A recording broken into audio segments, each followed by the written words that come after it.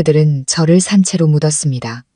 제 피와 땀으로 지은 바로 그 집, 아직 시멘트 냄새가 채 가시지 않은 축축한 기초 공사 바닥 아래의 말입니다. 그리고 3개월 후 시끄러운 음악이 울려 퍼지는 그들의 집들이 파티 한가운데로 저는 돌아왔습니다. 남편이 천사 같다고 칭찬했던 바로 그 하얀 원피스를 입고서요. 결혼을 약속하며 평생을 함께하자던 내 남편, 그리고 친딸처럼 아껴주겠다던 시부모님은 어쩌다 그런 끔찍한 괴물로 변해버렸을까요? 그리고 차가운 땅속 새뼈 아래에서 저는 어떻게 다시 돌아와 그들에게 모든 것을 되돌려주게 되었을까요? 이 끔찍한 이야기는 칼이나 저주로 시작되지 않았습니다. 7월 끝자락, 비 내리던 어느 오후에 시작되었죠. 제 희생이 가족의 평화를 가져올 것이라고 순진하게 믿었던 바로 그날이었습니다. 그날 저는 남편 민준과 함께 우리가 꿈에 그리던 집이 지어지는 공사 현장에 있었습니다. 아주 큰 집은 아니었어요. 복층 구조의 아담한 단층집이었죠. 제가 결혼 전 모아둔 돈을 전부 쏟아부어 마련한 땅 위에 지어지고 있었습니다. 제 손으로 첫 벽돌을 쌓아 올릴 때의 그 벅찬 행복감을 아직도 생생히 기억합니다. 저는 마당에는 작은 장미 정원을 부엌은 언제나 따스한 온기가 넘치고 다락방은 우리 첫 아이를 위한 방으로 꿈에 부풀어 있었죠. 민주는 그런 제 뒤에 서서 저를 끌어안고 어깨에 턱을 기댄 채 따뜻한 목소리로 속삭였습니다. 서아야, 보여? 우리 보금자리가 거의 다 완성돼가. 정말 고마워. 나 때문에, 우리 가족 때문에 당신이 정말 고생이 많아. 그때 저는 이 남자만 있다면, 이 사랑만 있다면 어떤 어려움도 이겨낼 수 있을 거라고 믿었습니다. 저는 돌아서서 그의 눈을 깊이 바라보았습니다. 한때 제 세상의 전부였던 그 눈을요. 하지만 저는 몰랐습니다. 그 다정함 뒤에 거대한 폭풍이 몰려오고 있다는 것을요. 그의 가족이라는 이름의 폭풍이 말입니다. 그리고 저는 이미 그 폭풍의 제물로 선택되어 있었습니다. 우리가 시부모님과 함께 임시로 살고 있는 낡은 집으로 돌아왔을 때 집안 공기는 폭풍 전야처럼 무겁게 가라앉아 있었습니다. 시어머니는 낡은 소파 한가운데 앉아 계셨는데 원래도 고단해 보이던 얼굴이 더욱 어두워져 있었습니다. 시아버지는 방구석에 앉아 신문을 들고 계셨지만 눈은 허공을 향해 있었죠. 저희를 보자마자 시어머니가 입을 열었습니다. 지난 2년간 며느리로 살며 너무나 익숙해진 그 날카로운 목소리로요. 이제 오냐? 아직 새집 구경할 정신이 있나 보구나. 이 집안에 곧 초상날 거라는 건 알고 있니? 저는 깜짝 놀라 들고 있던 장바구니를 내려놓았습니다. 민준이 걱정스러운 목소리로 물었죠. 어머니, 무슨 일 있으세요? 아침까지만 해도 괜찮으셨잖아요. 시어머니는 아들의 말에는 대답도 없이 칼날처럼 날카로운 눈으로 저를 쏘아보았습니다. 너 말이다. 너처럼 복 많은 며느리가 세상 힘든 걸 뭘 알겠니? 네, 신우이, 민지가 방금 전화 온 거 알아? 아주 죽는다고 울고불고 난리도 아니었다. 그 서방놈이 도박에 빠져서 빚이 2억이나 된단다. 이제 사채업자들이 집까지 쫓아와서 일주일 안에 돈 못 갚으면 부부들 다 손발을 잘라버리고 민지는 섬에 팔아넘기겠다고 협박한대. 들었니? 내 시누이가 곧 팔려가게 생겼다고. 시어머니의 한마디가 망치처럼 제 가슴을 내리쳤습니다. 저는 민지를 알고 있었습니다. 예쁘장하지만 철없는 시누이. 결혼한 날부터 단 한 번도 저를 새언니라고 제대로 부른 적이 없었죠. 집에 올 때마다 마치 제가 운 좋게 자신들의 대단한 가문에 발을 들인 외부인이라도 되는 듯 곁눈질로 쳐다보곤 했습니다. 하지만 아무리 미워도 그런 끔찍한 일을 당하길 바란 적은 없었습니다. 제가 더듬거리며 말했습니다. 어머니, 어떻게 그런 일이... 그럼 경찰에 신고해야죠. 경찰? 시어머니는 경멸이 가득한 비웃음을 터뜨렸습니다. 네가 뭘 안다고 그렇게 쉽게 말해? 그놈들은 이름만 대면 다 아는 조폭들이야. 경찰에 신고하면 내 시누이가 무사할 것 같아. 아니면 온 가족에게 보복이라도 하면 어쩌려고. 이런 일은 돈으로만 해결할 수 있어. 돈, 알겠니? 그녀는 마지막 두 글자를 힘주어 말하며 여전히 제게서 눈을 떼지 않았습니다. 무언가를 계산하고 떠보는 듯한 눈빛이었죠. 저는 등골을 타고 오싹한 한기를 느꼈습니다. 민준이 어머니 옆에 앉아 야윈 등을 토닥였습니다. 어머니, 진정하세요. 방법이 있을 거예요. 제가 민지한테 전화해 볼게요. 무슨 방법? 시어머니는 민준의 손을 뿌리치며 쏘아붙였습니다. 이제 와서 무슨 방법이 있단 말이냐. 집에 있는 금부치란, 금부치는 다 팔아도 턱없이 부족해. 친척들은 너도 알잖니. 먹고 마실 땐 바글거리다가도 돈 얘기만 나오면 다들 쥐 죽은 듯이 사라지는 거. 이제 남은 방법은 딱 하나뿐이야. 시어머니는 거기서 말을 끊고 저를 힐끗 쳐다본 뒤 다시 민준을 보았습니다. 마치 어떤 신호를 보내는 것 같았죠. 제 심장이 불길하게 뛰기 시작했습니다. 여자의 직감은 말해주고 있었습니다. 그녀가 말하는 유일한 방법이 어떻게든 저와 직접적인 관련이 있다는 것을요. 민주는 어머니와 저를 번갈아 보며 난처한 표정을 지었습니다. 어머니, 무슨 말씀을 하시려는 거예요? 시어머니는 심호흡을 한 번 하고는 마치 고요한 호수에 돌을 던지듯 천천히 한 글자 한 글자 내뱉었습니다. 너희들 새 집 그거 팔아라. 그 땅 지금 시세도 좋아서 팔면 2억은 넘게 받을 수 있을 거야. 민지 빚 갚고도 조금 남겠네. 순간 제 주위의 모든 것이 부서져 내리는 것 같았습니다.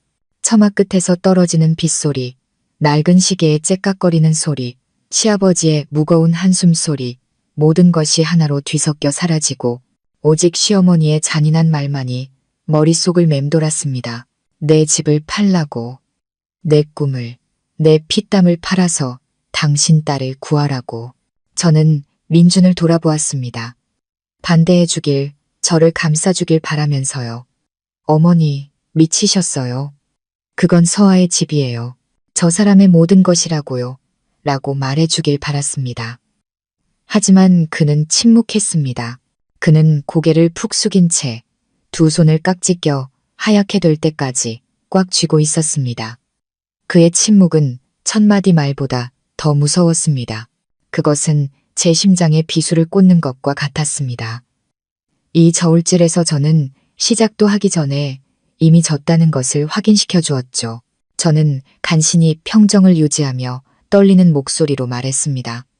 어머니, 그게 무슨 말씀이세요? 그 땅은 제가 몇 년 동안 악착같이 모은 돈으로 산 거예요. 그 집은 제 전부라고요. 어떻게 그걸 팔 수가 있어요? 시어머니는 입꼬리를 비틀어 올렸습니다. 방금 전까지의 고통스러운 표정은 온데간데 없이 냉혹함만이 남아있었죠. 내 전부라고? 네가 시집을 왔으면 내 것도 남편 것이고 이 집안 공동의 재산이야. 거기서 그렇게 계산적으로 굴지 마라. 지금 동생이 죽게 생겼는데 집 한 채가 그렇게 아까워. 너 사람 맞니? 사람 하나 살리는 게 탑 7개 쌓는 것보다 낫다고 했다. 그런 간단한 도리도 몰라? 하지만 그건 제 집이란 말이에요. 저는 거의 울음을 터뜨릴 뻔했습니다. 억울함이 목구멍까지 차올랐죠. 내 집이지만 넌 이 집 며느리야. 시어머니는 손으로 테이블을 내리쳤습니다. 쿵 하는 소리가 건조하게 울려 퍼졌죠. 너는 시댁에 대한 책임이 있어. 아니면 내 시누이가 다른 놈들한테 끌려가서 험한 꼴 당하는 걸 봐야 속이 시원하겠니? 이 인정머리 없고 이기적인 거사. 시어머니는 가장 독한 말들을 쉴 새 없이 쏟아냈습니다. 한 글자 한 글자가 바늘이 되어 제 자존심을 찔렀죠. 저는 시아버지를 보았습니다. 공평한 말 한마디를 기대했지만 그는 한숨을 한 번 쉬고는 신문의 다른 면을 펼칠 뿐이었습니다. 마치 지금 벌어지는 일이 자신과는 아무 상관없다는 듯이요. 그의 침묵, 남편의 나약함, 그리고 시어머니의 독단. 그 세 가지가 합쳐져 보이지 않는 그물이 되어 저를 옥죄어 숨을 쉴 수 없게 만들었습니다. 마침내 민준이 고개를 들었지만 그는 저를 보지 않았습니다. 맞은편 벽을 보며 모기만 한 목소리로 말했죠. 서아야, 그냥 이번만 민지를 좀 도와주자. 집이야. 집은 나중에 우리가 다시 지으면 되잖아. 그 말을 듣는 순간 제 모든 희망이 산산조각 났다는 것을 알았습니다. 내가 사랑했던 남자, 내가 가족과 고향까지 등지고 아내가 되기 위해 따라온 그 남자가 이제는 내 유일한 꿈을 포기해달라고 애원하고 있었습니다. 저는 눈물이 뺨을 타고 흐르는 것을 느끼며 그를 바라보았습니다. 더 이상 아무 말도 하지 않고 그저 고개를 가로저었습니다. 저는 알았습니다. 이 순간부터 제 싸움이 진짜 시작되었다는 것을요. 저 혼자 그의 가족 전체와 맞서야 하는 힘겨운 싸움이 말입니다. 그날 밤 저는 한숨도 잘 수 없었습니다. 민준에게 등을 돌리고 깊이 잠든 척했지만 귀는 온통 그의 움직임에 쏠려 있었죠. 저는 그가 계속 뒤척이고 깊은 한숨을 내쉬는 소리를 들었습니다. 자정 무렵 그는 조용히 일어나 살금살금 방을 나갔습니다. 불길한 예감이 들었죠. 저는 살짝 눈을 뜨고 그의 그림자가 문 뒤로 사라지는 것을 지켜보았습니다. 몇 분을 기다린 후 저도 조용히 일어나 그를 따라갔습니다. 거실에서 작게 속삭이는 소리가 들려왔습니다. 민준과 그의 어머니의 목소리였죠. 어머니, 그래도 서아한테 너무 미안해요. 어쨌든 그 사람의 전 재산이잖아요. 시어머니의 목소리는 작았지만 단호했습니다. 걔가 불쌍해? 아니면 네 동생이 불쌍해? 걔는 집 하나 잃는 거지만 민지는 인생을 전부 잃게 생겼어. 네가 오빠인데 네가 안 구해주면 누가 구해주니? 아니면 이 엄마가 무릎이라도 꿇고 빌어야겠니? 아니요, 그런 뜻이 아니에요. 하지만 서아가 동의하지 않을 거예요. 동의 안 하면 동의하게 만들어야지. 시어머니의 목소리가 날카로워졌습니다. 네가 남편이잖아. 집에서 발언권도 없어. 아니면 마누라가 무서워서 마누라 머리 꼭대기에 앉아서 시키는 대로 하게. 집문서 어디 있는지 알아? 몰라요. 아주 깊숙이 숨겨뒀어요. 이 멍청한 놈아. 어떻게든 찾아내야지. 찾아낸 다음에 위임장에 서명하게 구슬리든가 아니면 서명을 위조해. 일단 팔고 나면 끝이야. 돈이 오고 가면 걔가 뭘 해도 이미 늦었어. 엄마 말 들어. 엄마는 절대 내게 해가 되는 일 안 해. 다 이 집안을 위해서 그러는 거야. 저는 문 뒤에 선 채로 얼어붙었습니다. 손톱이 살을 파고들도록 주먹을 꽉 쥐었지만 아무런 고통도 느껴지지 않았습니다. 귀가 멍멍해졌죠. 서명 위조, 구슬려서 팔고 나면 늦는다고? 이게 엄마가 아들에게 할 수 있는 말인가요? 이게 저를 상대로 그들이 꾸미는 계획이었나요? 사랑, 부부의 정, 모든 것이 거짓이었습니다. 그들의 눈에 저는 언제든 희생시킬 수 있는 도구, 장기판의 조례에 불과했던 겁니다. 차가운 절망감이 저를 감쌌습니다. 저는 비틀거리며 방으로 돌아와 침대에 누웠습니다. 눈물이 하염없이 흘러내렸죠. 집이 아까워서가 아니었습니다. 제 순진함에 사랑을 엉뚱한 곳에 바친 제 자신에게 오는 것이었습니다. 그리고 그 칠흑 같은 어둠 속에서 제 마음속에 차갑고 잔인한 결심 하나가 싹 텄습니다.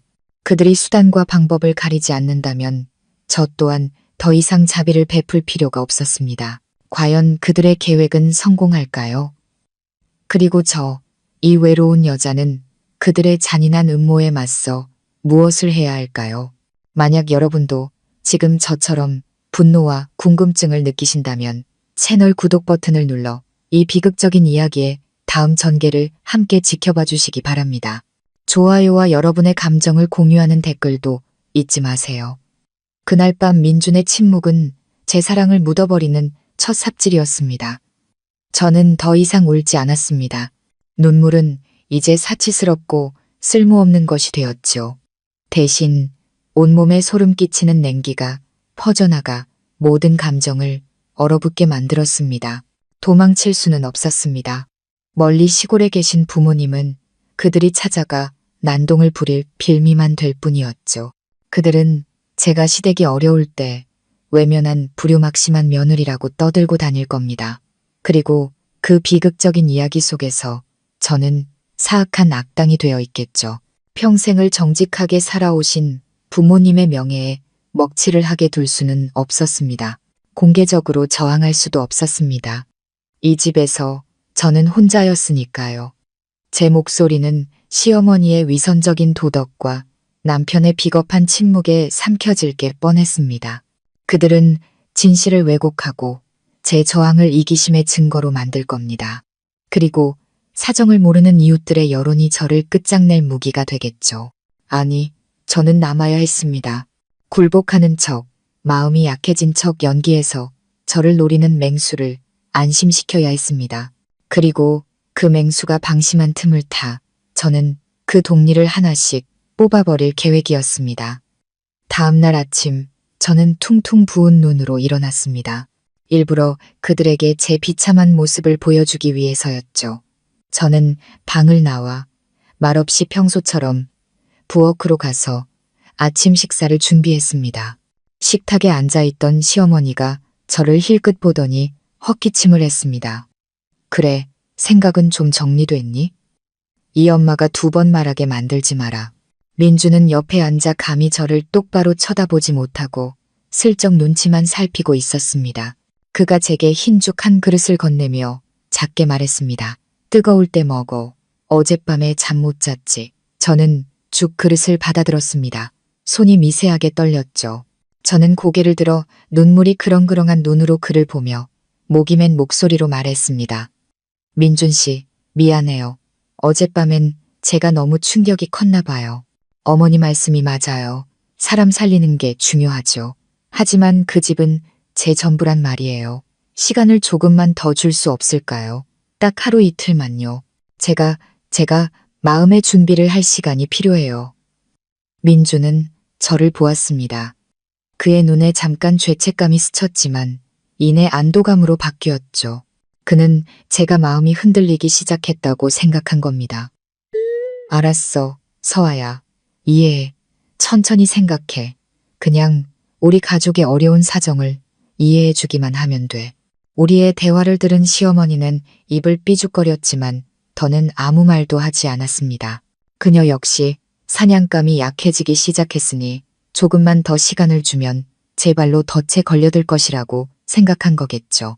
그날 아침 식사는 긴장된 침묵 속에서 끝났습니다. 그들이 출근하자마자 저는 즉시 제 계획을 실행에 옮겼습니다. 가장 먼저 해야 할 가장 중요한 일은 집문서를 지키는 것이었습니다. 그들이 곧 그것을 찾기 위해 집안을 뒤질 거라는 걸 알았죠. 저는 침대 밑에 있는 낡은 나무 상자를 열었습니다. 제게 가장 소중한 기념품들을 보관하는 곳이었죠.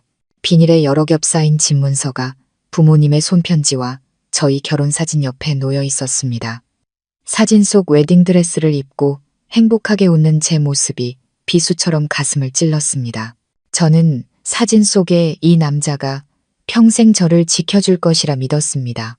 하지만 이제 바로 그가 저를 벼랑 끝으로 밀어넣고 있었습니다. 저는 단호하게 집문서를 꺼냈습니다. 하지만 이 집 어디에 숨겨야 할까요? 집안 구석구석이 시어머니의 감시하에 있었습니다. 장롱 속, 침대 밑, 부엌, 어디도 안전하지 않았죠. 잠시 생각하던 중 좋은 아이디어가 떠올랐습니다. 저는 마당에 있는 늙은 감나무를 보았습니다. 할아버님이 수십 년 전에 심으신 나무였죠. 울퉁불퉁한 나무 밑동에는 오래전 벌레가 파먹어 생긴 작은 구멍이 있었습니다. 무언가를 숨기기에 딱 좋은 크기였죠. 저는 집문서를 비닐로 몇 겹 더 꼼꼼히 싸고 방수를 위해 테이프로 단단히 감았습니다. 그리고 작은 양철 상자에 넣었죠. 이웃들이 모두 낮잠을 자는 한낮이 되기를 기다렸다가 저는 몰래 상자를 들고 마당으로 나갔습니다. 감나무 주변에 낙엽을 쓰는 척하며 계속 주위를 살폈습니다. 아무도 보지 않는 것을 확인한 후 저는 재빨리 상자를 나무 구멍 깊숙이 밀어넣고 축축한 흙과 마른 잎으로 위장했습니다. 누가 봐도 평범한 나무 구멍처럼 보였죠. 일을 마쳤지만 심장은 여전히 쿵쾅거렸습니다. 이것은 도박이었지만 제게 다른 선택지는 없었습니다. 제가 해야 할 두 번째 일은 증거를 수집하는 것이었습니다. 저는 어젯밤 시어머니가 민준에게 했던 말을 떠올렸습니다. 서명을 위조해 서명하게 구슬려 저는 그 모든 것을 녹음해야 했습니다. 저는 제 낡은 휴대폰을 꺼냈습니다. 혹시 몰라 보관해 두었던 구형 폴더폰이었죠. 저는 초소형 녹음기를 하나 구매했습니다. 단추나 장식품으로 위장할 수 있는 종류였죠. 저는 그들이 절대 상상하지 못할 곳에 그것을 숨기기로 결정했습니다. 바로 거실에 있는 조상님들의 위패를 모신 제사상이었습니다. 그곳은 장엄한 공간으로 그들이 자주 차를 마시며 이야기를 나누는 곳이었지만 동시에 누구도 감히 함부로 만지거나 뒤지지 않는 곳이었죠. 그날 오후 저는 제사상을 닦는 척했습니다. 그리고 시어머니가 가장 자주 앉는 자리 근처 제사상 바로 아래쪽에 조심스럽게 녹음기를 부착했습니다. 이제부터 그들의 모든 음모와 모든 말들은 이 조용한 귀를 벗어날 수 없을 겁니다. 그날 밤 저는 다시 연기를 계속했습니다.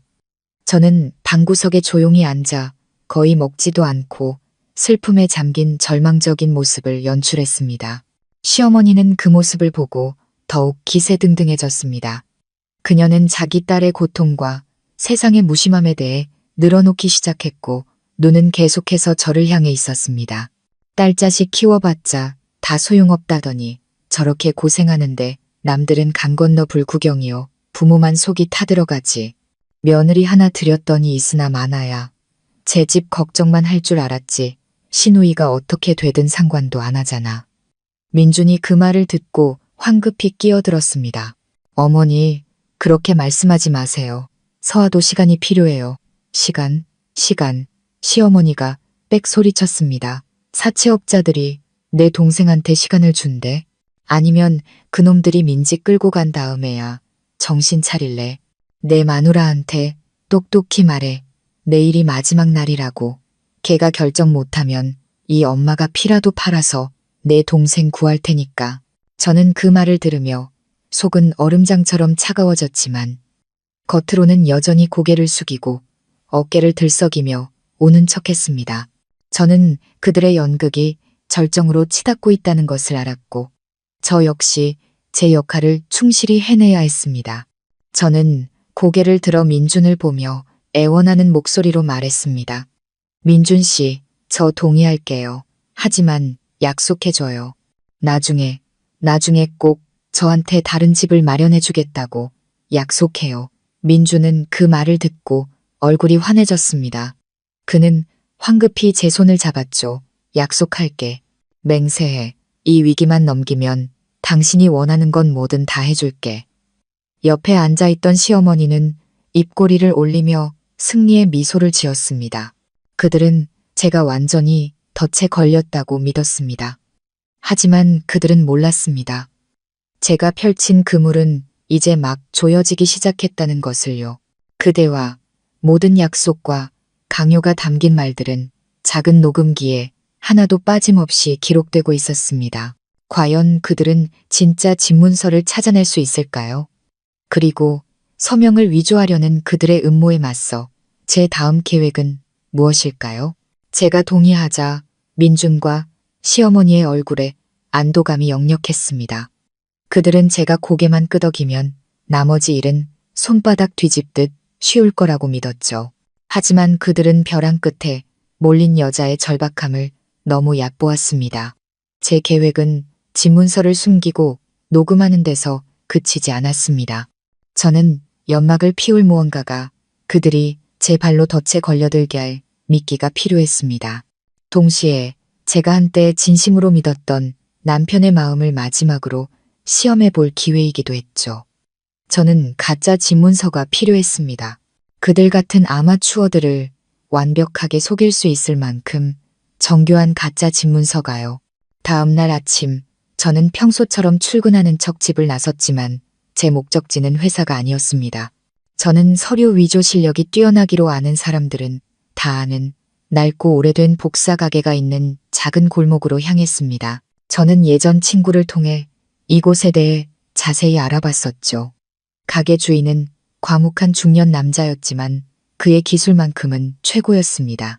저는 미리 찍어둔 집문서, 컬러 스캔본과 함께 적지 않은 돈을 그에게 건넸습니다.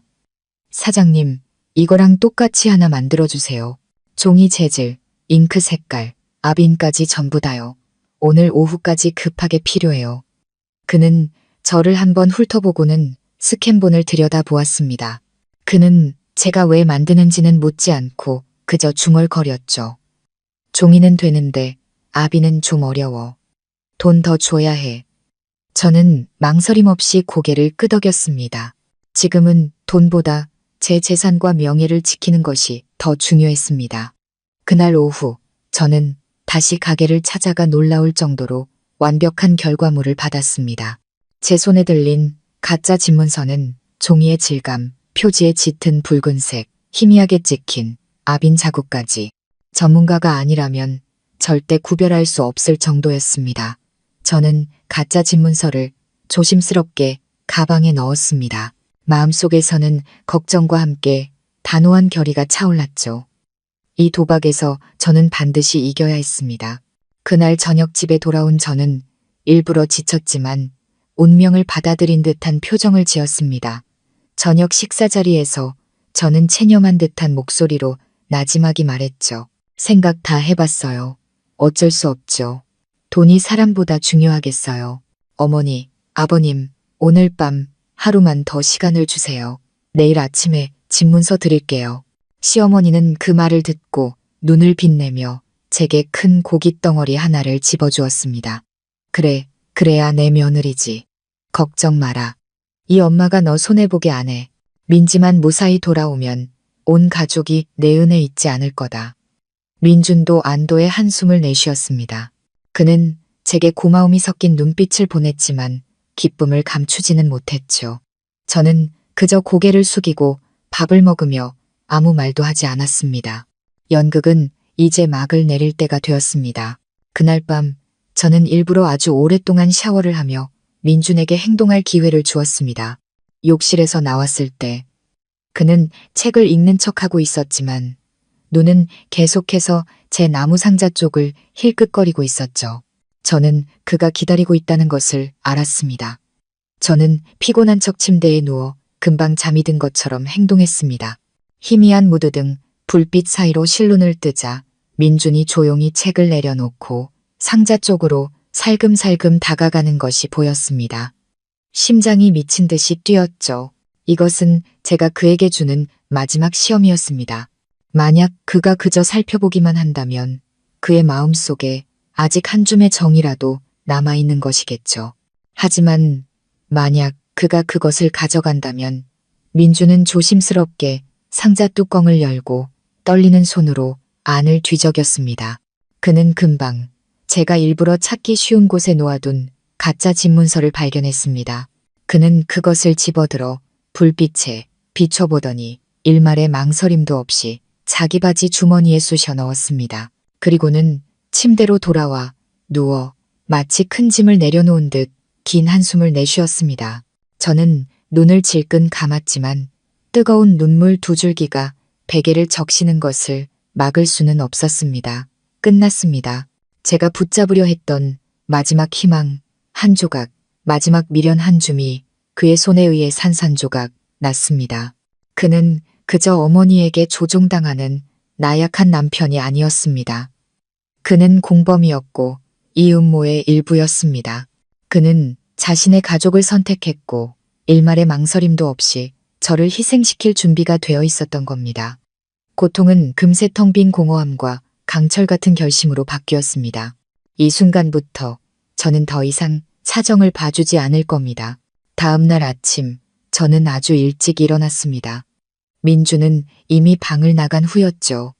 저는 그가 전리품을 어머니에게 자랑하러 갔을 거라고 짐작했습니다.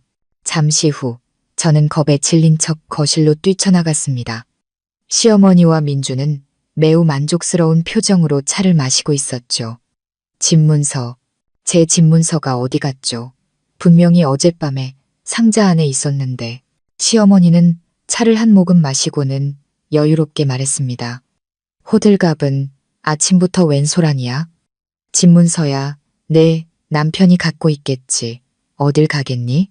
네가 밤새 죽은 듯이 자길래 도둑들까봐 안전하게 챙겨둔 것뿐이야. 저는 민준을 돌아보았습니다. 눈에는 놀라움과 고통을 가득 담아서요. 민준 씨, 당신 어떻게 내 물건에 함부로 손을 댈 수 있어요? 날 못 믿는 거예요? 민준은 제 눈을 피하며 우물쭈물 말했습니다. 나는 그냥 당신이 딴 생각하고 위험한 짓 할까봐 그랬지. 어차피 당신도 동의했잖아. 먼저 주나 나중에 주나 똑같지 뭐. 내가 빨리 처리해야 민지도 구할 수 있고. 저는 그 모자의 모습을 보았습니다. 한 명은 교활하고 다른 한 명은 위선을 떨고 있었죠. 속에서 역겨움이 치밀어 올랐습니다. 저는 억지로 눈물을 짜내며 떨리는 목소리로 말했습니다. 하지만 그건 중요한 서류잖아요. 약속해요. 그냥 담보로 잡히기만 하는 거라고. 절대 팔면 안 돼요. 알았다. 알았어. 말 맞네. 시어머니는 참을성 없다는 듯이 쏘아붙였습니다. 집에서 얌전히 기다려.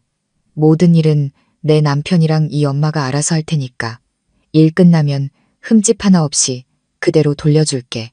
말을 마친 그녀는 민준에게 빨리 가라고 재촉했습니다. 민준은 황급히 일어나 재킷을 걸치고 문을 나섰습니다. 저를 단 한 번도 돌아보지 않은 채로요. 저는 그가 사라지는 뒷모습을 보며 서 있었습니다. 마음속에서는 폭풍이 휘몰아쳤죠. 그들은 원하는 것을 얻었습니다. 가짜 집문서를요. 그리고 저는 알고 있었습니다. 다음 연극은 훨씬 더 잔인할 것이라는 것을요. 그들은 곧 진실을 알게 될 것이고 그때 그들의 분노가 제 머리 위로 어떻게 쏟아질까요? 저는 과연 버텨낼 수 있을까요? 민준과 시어머니가 가짜 집문서를 들고 나간 후 이틀 동안 집안은 무서울 정도로 조용했습니다. 그들은 이른 아침에 나가 아주 늦게 돌아왔고 얼굴은 언제나 심각하고 긴장되어 있었죠. 그들은 더 이상 제게 다정하게 굴거나 저를 달래지 않았습니다. 대신 증오에 찬 시선과 짜증 섞인 한숨만이 가득했죠. 저는 그들이 문제를 알아차렸다는 것을 알았습니다. 제 가짜 집문서는 그들은 속일 수 있었을지 몰라도 등기소나 은행을 속일 수는 없었을 테니까요. 서명을 위조하거나 위임장을 받으려던 그들의 음모는 완전히 실패한 겁니다. 진짜 폭풍은 사흘째 되던 날 밤에 닥쳤습니다. 제가 부엌에서 설거지를 하고 있을 때 민준과 시어머니가 돌아왔습니다. 문이 거칠게 열리고 쾅하는 소리에 저는 깜짝 놀랐죠. 민준이 분노로 얼굴이 벌개진 채 뛰어들어왔고 그 뒤를 살기등등한 표정의 시어머니가 따랐습니다. 민준은 가짜 집문서를 식탁 위로 내던졌습니다. 그것은 미끄러져 바닥으로 떨어졌죠. 이게 뭐야? 서아, 설명해봐. 왜 등기소에서 이게 가짜라고 하는 건데? 너 우리 집안 전체를 속이려고 작정한 거야? 저는 바닥에 놔둔 집문서를 보며 속은 싸늘하게 식었지만 겉으로는 놀란 척했습니다. 가짜라니요? 그럴 리가요. 분명히 제 집문서인데 아직도 시치미를 뗄 셈이냐? 시어머니가 소리쳤습니다.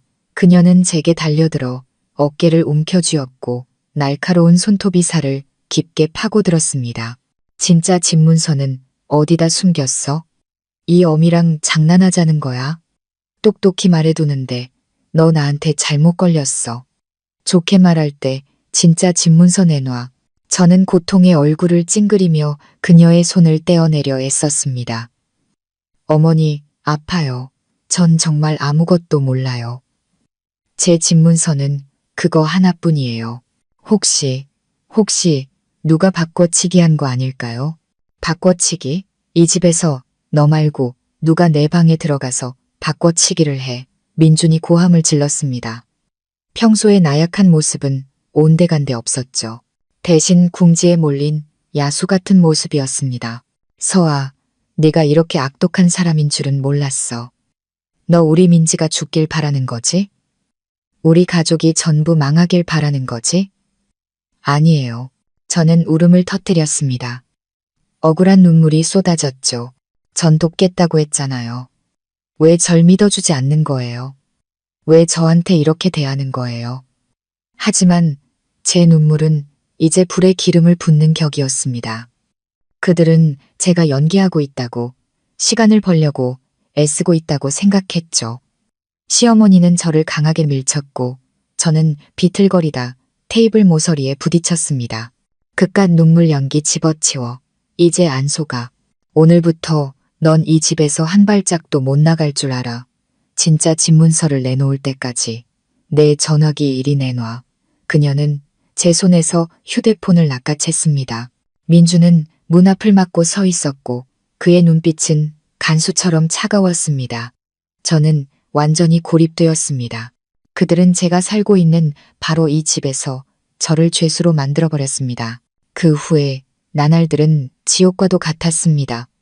그들은 저를 때리지는 않았지만 정신적인 고문은 그보다 훨씬 끔찍했습니다.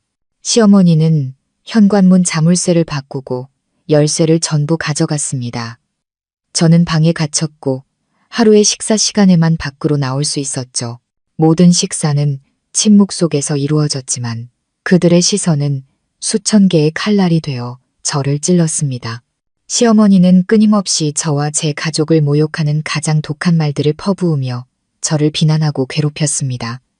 근본도 없는 것들은 속도뱀 같다더니 내 부모가 너한테 시댁 등쳐먹으라고 가르치디? 아니면 내 집안 전체가 사기꾼 집단이냐? 네가 숨길 수 있을 것 같아? 내가 사람 시켜서 이 집 전체를 다 뒤집어 엎을 거야. 그때 가서 후회해도 소용없어. 늘 침묵하던 시아버지조차 더는 중립을 지키지 않았습니다. 그는 가끔씩 의미심장한 말을 던졌죠. 여자는 분수를 알아야 편한 법이야. 너무 고집 부려봐야 좋은 꼴 못 봐. 민준의 침묵이 저를 가장 고통스럽게 했습니다. 그는 저를 완전히 무시했죠. 그는 제게 말을 걸지도 저를 쳐다보지도 않았습니다. 저를 없는 사람 취급했죠. 어떤 밤에는 그와 어머니가 거실에서 작게 속삭이며 계획을 짜는 소리가 들렸습니다. 제가 집문서를 어디에 숨겼을지, 어떤 방법으로 저를 굴복시킬지 의논하고 있었죠. 한 번은 시어머니가 이렇게 말하는 것을 얼핏 들었습니다. 차라리 걔가 집문서를 훔쳤다고 경찰에 신고해버릴까? 경찰이 들이닥치면 무서워서라도 실토하겠지. 하지만 민준이 반대했습니다. 안 돼요, 어머니. 그 땅은 서아 명의인데 우리가 경찰에 신고하는 건 자수하는 거나 마찬가지예요. 저는 방에 누워 그들의 음모를 들으며 마음이 차갑게 식어갔습니다. 사랑은 죽었고 정도 사라졌습니다. 이제 남은 것은 오직 생사를 건 대리뿐이었죠. 저는 이대로 계속 당하고만 있을 수는 없다고 생각했습니다. 어떻게든 빠져나가거나 최소한 그들이 스스로 진짜 모습을 가장 명확하게 드러내게 만들어야 했습니다. 저는 쇠약해지는 척하기 시작했습니다. 저는 식사를 거부했고 하루가 다르게 야위고 창백해졌습니다. 방 안에만 틀어박혀 멍한 눈으로 앉아있다가 가끔씩 의미 없는 말을 중얼거리기도 했죠. 저는 그들이 제가 미치기 직전이라고, 그들의 고문이 효과를 보고 있다고 믿게 만들고 싶었습니다. 그리고 그때 미친 생각이지만 유일한 탈출구가 될 수도 있는 아이디어가 떠올랐습니다. 저는 제 스스로에게 독을 쓸 겁니다. 죽기 위해서가 아니라 완벽한 연극을 만들기 위해서. 그들이 스스로 모든 진실을 털어놓게 될 연극을요. 이 계획은 매우 위험했습니다. 작은 실수 하나가 제 목숨을 앗아갈 수도 있었죠. 하지만 지금 제 처지를 생각하면 더 이상 잃을 것도 없었습니다. 그들이 저를 죽음으로 몰아넣고 싶어 하니 저는 그들의 소원을 들어줄 겁니다. 하지만 제 방식대로요. 저는 외할머니께서 가르쳐 주셨던 약초들을 떠올리기 시작했습니다. 어떤 식물의 뿌리는 아주 소량만 사용하면 죽지는 않지만 심각한 쇠약 증세를 유발할 수 있었습니다. 피부가 창백해지고 호흡이 가빠지며 마치 서서히 죽어가는 사람처럼 보이게 만들죠. 다행히 집 뒤편 작은 텃밭에 그 식물이 몇 폭이 자생하고 있었습니다. 저는 어떻게든 그곳으로 나가야 했습니다. 기회는 어느 날 정오에 찾아왔습니다. 시어머니가 점심 식사 후 피곤함에 소파에서 잠이 들었을 때였죠. 민주는 출근한 후였습니다. 저는 조용히 뒷마당으로 빠져나갔습니다. 심장이 터질 듯이 뛰었죠. 저는 재빨리 그 식물을 찾아 뿌리를 조금 캐내어 옷 주머니에 숨기고 서둘러 방으로 돌아왔습니다. 제 연극은 이제 막 시작되려 하고 있었습니다. 과연 저는 그들을 성공적으로 속일 수 있을까요? 그리고 이자의 계획은 어떤 끔찍한 결말을 불러오게 될까요? 그 식물 뿌리를 손에 넣은 날부터 저는 제 인생 최대의 연극을 시작했습니다. 매일 조금씩 뿌리를 갈아 마시는 물에 탔죠. 아주 소량 제 몸이 서서히 쇠약해질 정도로만요. 처음 며칠은 뚜렷한 변화가 없었지만 2주차에 접어들자 효과가 나타나기 시작했습니다. 피부는 창백하고 누렇게 떴고 입술은 바짝 말라 갈라졌습니다. 식사량이 눈에 띄게 줄었고 몸은 야위어 갔죠. 걸음걸이는 느리고 힘겨웠으며 숨소리는 약하고 가빴습니다. 저는 자주넉 나간 사람처럼 한 곳에 앉아 있었고 가끔씩 마른 기침을 했습니다. 제 모습은 이제 중병에 걸려 죽음을 앞둔 사람과 다를 바 없었죠. 제 변화에 시댁 식구들은 당황하기 시작했습니다. 처음에는 시어머니도 제가 또 꾀병을 부린다고 생각했죠. 저게 또 아픈 척해서 빠져나가려고 수작을 부리네. 네가 그래봤자 이 어미 손바닥 아니야.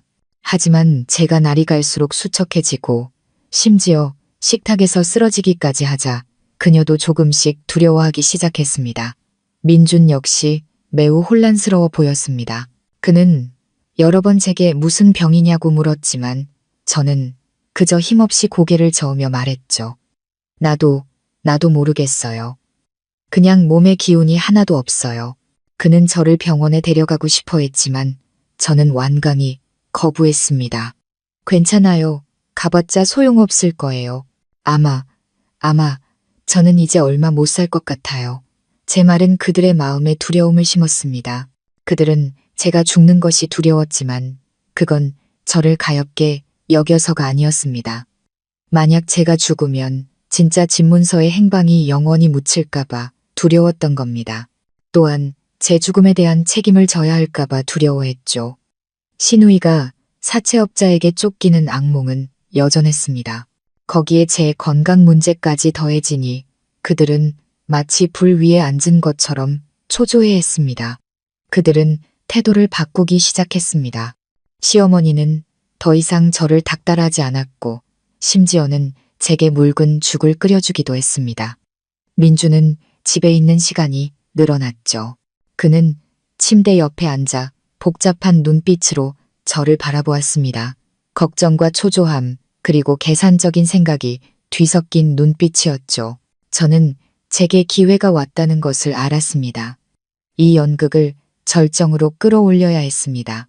어느 날 밤 방에 민준과 단둘이 있을 때 저는 그의 손을 잡고 가쁜 숨을 내쉬며 말했습니다. 민준 씨, 나 이제 정말 살 날이 얼마 안 남은 것 같아요. 가기 전에 우리 가족을 위해 마지막으로 할 일이 있어요. 제가 서명할게요. 집문서 가져와요. 제가 서명할게요. 민주는 얼어붙었습니다. 그는 믿을 수 없다는 듯 저를 빤히 쳐다보았죠. 서아, 당신. 지금 진심이야. 저는 힘겹게 고개를 끄덕였습니다. 진심이에요. 이걸로 당신과 이 가족에게 진 모든 빚을 갚는 셈 칠게요. 다만 제가 죽고 나면 우리 부모님께 조금만 잘해주세요. 민주는 기쁨을 감추지 못했지만 애써 슬픈 척하며 그것을 억눌렀습니다. 서아야, 그런 말 마. 당신 괜찮을 거야. 하지만 당신이 그렇게 결정했다면 존중할게. 그는 황급히 밖으로 달려나갔습니다. 잠시 후 그는 시어머니와 함께 돌아왔습니다. 민준의 손에는 서류 뭉치가 들려 있었죠. 하지만 저를 경악하게 한 것은 시어머니의 손에 들린 바로 제 진짜 집문서였습니다. 그녀는 그것을 탐욕스러운 눈빛을 숨기지 않은 채 뒤적이고 있었죠. 어떻게 찾았는지는 알 수 없었습니다. 아마 제가 심하게 앓는 동안 그들이 정원 전체를 파헤쳤을지도 모릅니다.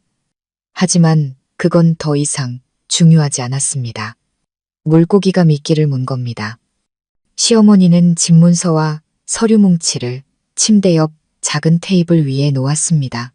그래, 며느라, 그렇게 생각하는 게 맞아. 한 가족끼리 서로 돕는 건 당연한 일이지. 여기 서명만 하면 모든 게 다 잘 해결될 거야. 민지만 구하면 이 집안은 내 은혜를 잊지 않을 거다. 민준이 제 앞에 위임장을 펼쳤습니다. 서아야, 여기에 서명해. 서명만 하면 내가 당신을 대신해서 모든 절차를 밟을 수 있어. 저는 떨리는 손으로 펜을 들고 재산 처분 전권 위임장이라는 글자를 보았습니다. 마음속 깊은 곳에서 경멸감이 치밀어 올랐죠. 그들은 자신들의 노골적인 강탈 의도를 숨기려고도 하지 않았습니다. 하지만 이게 바로 내가 원하던 순간이야. 저는 모자를 번갈아 보고 제 가슴에 달린 단추, 녹음기가 여전히 작동하고 있는 그곳을 생각했습니다. 저는 분노를 억누르며 가쁘고 끊어지는 목소리로 하지만 녹음기가 명확히 담을 수 있을 정도로 말했습니다. 어머니, 민준 씨. 제가 서명하면 민지는 정말 무사해지는 거죠? 물론이지, 시어머니가 즉답했습니다. 이 집만 팔아서 걔 빚만 다 갚아주면 안전해질 거야. 걱정 마. 하지만 집을 팔면 우리 부모님이 너무 불쌍해요. 두 분은 저 하나밖에 없는데 저는 우는 척 흐느꼈습니다. 어이구, 그런 걱정은 왜 해? 시어머니가 손을 내저었습니다. 집 팔고 나면 우리가 알아서 돈 좀 떼서 사돈 어른들 용돈으로 드릴게. 네가 죽고 나면 그 집 비워두는 것도 낭비잖아. 우리가 알아서 돈으로 만들어서 사람도 살리고 좋게 쓸 테니 너는 그냥 편안하게 눈 감으면 돼. 그 차갑고 잔인한 말은 온전히 녹음되었습니다. 그것은 가장 완벽한 자백이었죠. 민주는 옆에 서서 아무 말도 하지 않았습니다. 그의 침묵은 고통이었습니다. 저는 떨리는 손으로 펜을 내려놓고 서류에 제 이름을 적었습니다. 지금 제 상태처럼 서명은 비뚤비뚤하고 힘이 없었죠. 서명을 마친 후 저는 손을 축 늘어뜨리고 눈을 감았습니다. 호흡은 거의 느껴지지 않을 정도로 약해졌죠. 했어. 서명했어. 시어머니가 기쁨에 찬 목소리로 외쳤습니다.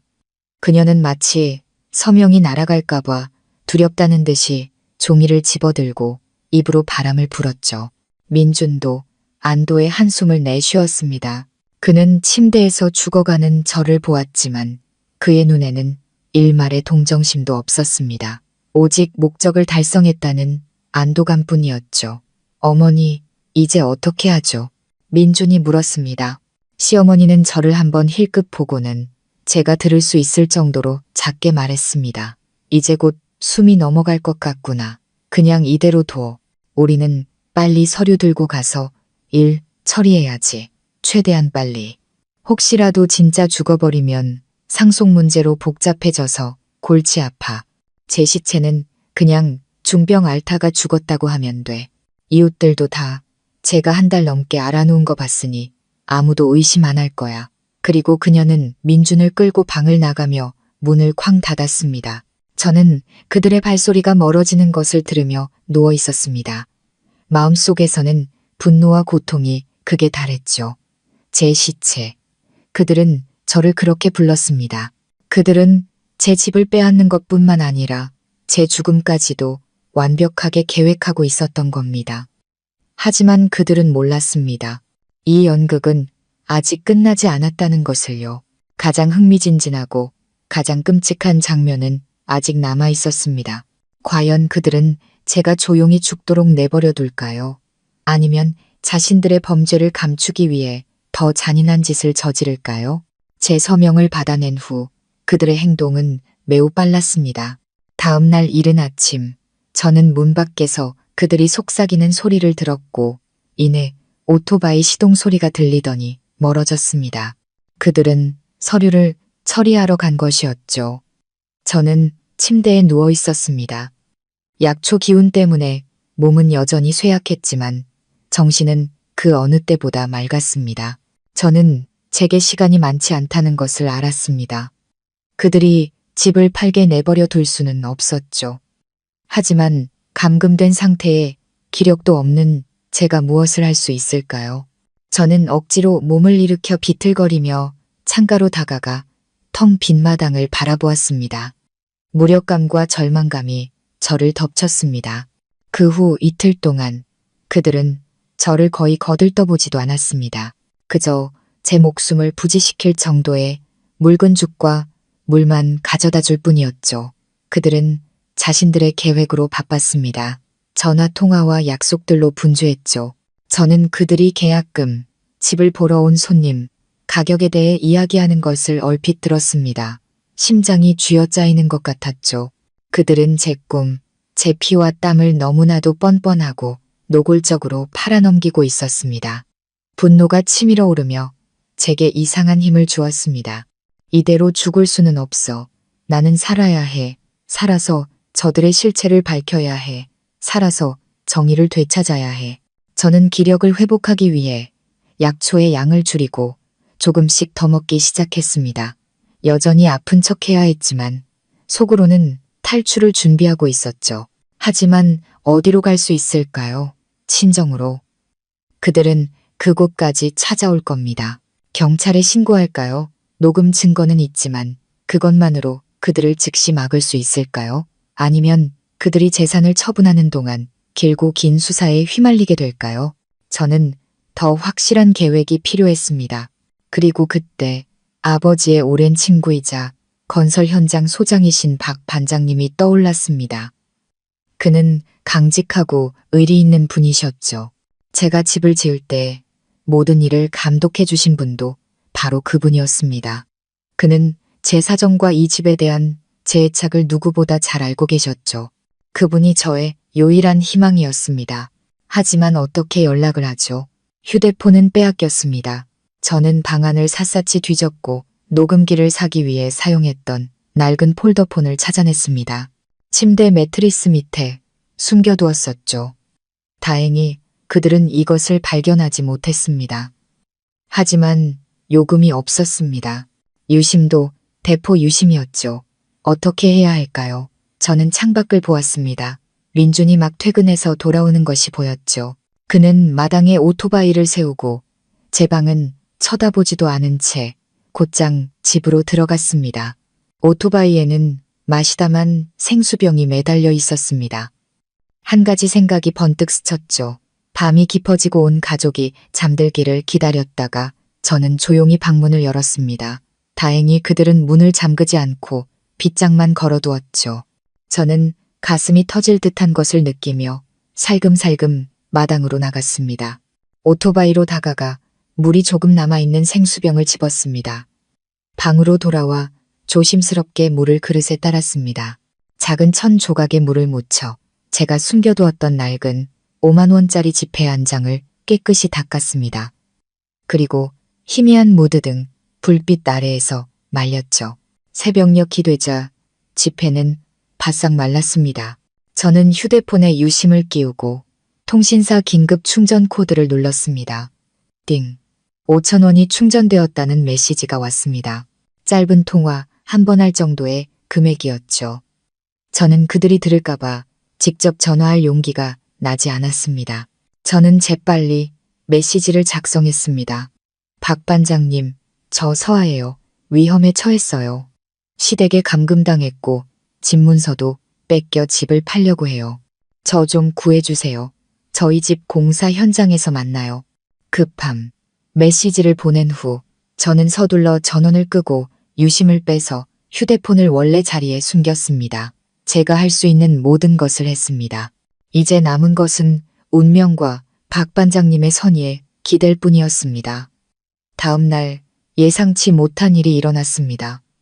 제가 상상했던 것보다 훨씬 더 끔찍한 일이었죠.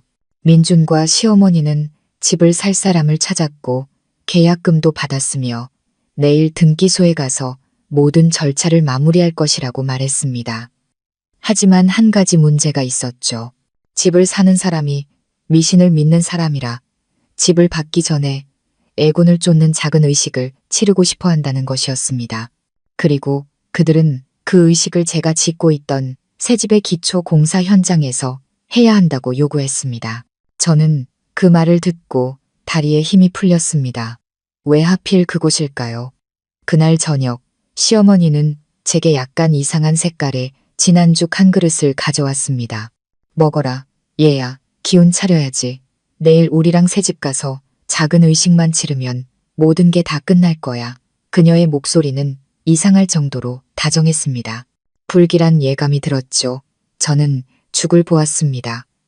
희미한 한약 냄새가 올라왔습니다. 저는 기침하는 척하며 죽 일부러를 침대에 쏟았습니다. 저 너무 힘들어서 못 먹겠어요. 저는 힘없는 목소리로 말했습니다. 시어머니는 억지로 먹이지 않고 조용히 죽그릇을 들고 나갔습니다. 하지만 돌아설 때 그녀의 눈빛은 감정 없는 차가운 눈빛이었습니다. 그날 밤 저는 한숨도 잘 수 없었습니다. 보이지 않는 공포가 저를 감쌌죠. 액땜, 의식, 왜 하필 저일까요? 왜 중병에 걸린 제가 가야만 할까요? 왜 하필 그 집의 기초 공사 현장에서 해야 할까요? 수천 가지 질문이 머릿속을 맴돌았습니다. 그리고 모든 일을 종합해보니 편안하게 눈 감으라던 시어머니의 말부터 그들이 서둘러 집을 파는 것, 그리고 이 기이한 의식까지 제 머릿속에 끔찍한 진실 하나가 떠올랐습니다. 온몸이 차갑게 식었죠. 그들은 집을 빼앗는 것뿐만 아니라 저를 사라지게 만들고 싶었던 겁니다. 영원히 그 의식은 액땜을 위한 것이 아니라 저를 산채로 묻기 위한 것이었습니다. 그 집은 제 명의의 땅 위에 지어졌습니다. 만약 제가 병으로 죽는다면 법적으로 남편인 민준이 상속인이 될 겁니다. 하지만 제가 실종된다면 절차는 매우 복잡해지고 몇 년이 걸릴 수도 있었죠. 그들은 기다릴 수 없었습니다. 그들은 제가 합리적으로 죽어야만 했습니다. 그리고 제 시신을 처리하기에 가장 좋은 장소는 바로 그 집의 콘크리트 기초 아래였습니다. 아무도 찾을 수 없고 아무도 의심할 수 없겠죠. 모든 것이 완벽해질 겁니다. 저는 벌벌 떨었습니다. 추워서가 아니라 그들의 비인간적인 잔혹함 때문이었습니다. 그들은 악마였습니다. 다음 날 아침 그들은 저를 부축해 집을 나섰습니다. 저는 스스로 걸을 수 없을 정도로 약한 척했습니다. 제 몸무게 전체를 민준에게 기댔죠. 저는 마지막 순간까지 그에게 한 줌의 양심이라도 남아있는지 보고 싶었습니다. 우리는 공사 현장에 도착했습니다. 인부들은 모두 휴가를 갔고 박 반장님 혼자 비계를 점검하고 있었습니다. 그는 저를 보고 눈빛에 놀라움과 걱정이 스쳤지만 이내 모르는 사람처럼 고개를 숙이고 일을 계속했습니다. 저는 그가 제 메시지를 받았다는 것을 알았습니다. 민준과 시어머니는 저를 집 중앙 주요 기둥을 세우기 위해 미리 파놓은 구덩이 옆으로 데려갔습니다. 시어머니는 저를 보며 소름 끼치는 미소를 지었습니다. 서아야, 여기 잠깐 누워서 쉬렴. 기운 차리게. 여기 누워서 땅 기운을 받으면 몸에 좋을 거야. 여긴 내 집이잖니. 저는 깊고 어두운 구덩이를 내려다보았습니다. 마음이 차갑게 식었죠. 이곳이 바로 그들이 저를 위해 준비한 무덤이었습니다. 그들은 제게 어떤 저항의 기회도 주지 않았습니다. 민주는 제 두 팔을 단단히 잡았고 시어머니는 저를 구덩이 아래로 밀었습니다. 바닥에 얇은 모래가 깔려 있어 넘어지는 것은 아프지 않았습니다. 하지만 절망감은 가슴을 찢는 듯 아팠죠. 저는 고개를 들어 제가 사랑했던 남편 민준의 얼굴을 보았습니다. 그 얼굴은 이제 차갑고 무감각했죠. 저는 시어머니가 밖에서 대기하고 있던 레미콘 차량에 신호를 보내는 것을 보았습니다. 기계가 굉음을 내며 울리기 시작했습니다. 차갑고 회색빛의 시멘트가 구덩이 안으로 쏟아져 내리기 시작했습니다. 그것은 제 발에 닿았고 얼음장처럼 차가웠습니다. 무릎까지 그리고 허리까지 차올랐죠. 콘크리트의 무게가 저를 짓누르기 시작했고 숨을 쉴 수 없게 되었습니다. 나 정말 죽는 걸까? 이렇게 억울하고 고통스럽게 죽는 걸까? 모든 것이 끝났다고 생각한 바로 그 순간 공간을 찢는 듯한 큰 외침이 울려 퍼졌습니다. 과연 저는 그 콘크리트 무덤에서 구출될 수 있을까요? 그리고 소리친 사람은 누구였을까요? 천둥 같은 외침이 울려 퍼졌습니다. 박 반장님의 목소리였죠. 그는 손에 든 흙손을 내던지고 화살처럼 레미콘 차량으로 달려가 손을 마구 휘저었습니다. 운전기사는 깜짝 놀라 서둘러 레버를 당겼습니다. 콸콸 쏟아지던 콘크리트가 갑자기 멈췄습니다. 그때 시멘트는 이미 제 가슴까지 차오른 상태였습니다. 그 무게와 냉기에 저는 거의 마비될 지경이었죠. 시어머니와 민주는 박 반장님의 갑작스러운 등장에 완전히 얼어붙었습니다. 지금 뭐 하는 겁니까? 누가 남의 집안일에 끼어들라고 했어요? 시어머니가 정신을 차리고 소리쳤습니다. 박 반장님은 그녀에게 대꾸도 하지 않았습니다. 그는 구덩이 옆으로 달려왔습니다. 평소 온화하던 그의 얼굴은 이제 분노와 걱정으로 붉게 달아올라 있었죠. 세상에, 서아 학생, 괜찮아요? 그는 서둘러 밧줄을 찾아 한쪽 끝은 근처 비계에 묶고 다른 쪽 끝은 제게 던져주었습니다. 이거 잡아요. 꽉 잡아요. 시어머니는 그것을 보고 달려들어 박 반장님을 막으려 했습니다. 미쳤어요? 우리 며느리예요. 몸이 안 좋아서 우리가 액땜 기도를 해주는 거란 말이에요. 기도. 박 반장님은 경멸이 가득한 비웃음을 터뜨렸습니다. 콘크리트로 산 사람을 묻으면서 기도를 한다고요? 내가 다 들었어요. 그리고 다 찍어뒀습니다. 당신들 모자는 정말 짐승만도 못하구먼. 말을 마친 박 반장님은 주머니에서 휴대폰을 꺼내 그들에게 보여주었습니다. 휴대폰 화면은 밝게 켜져 있었고 그들이 저를 구덩이로 밀어넣고 레미콘으로 콘크리트를 붓는 장면 전체가 선명하게 녹화되고 있었습니다. 민주는 그 영상을 보고 얼굴에서 핏기가 싹 가셨습니다. 그는 비틀거리며 몇 걸음 물러서더니 더듬거렸죠. 아니에요. 아저씨가 생각하는 그런 게 아니에요. 우리는, 하지만 그는 말을 끝맺지 못했습니다.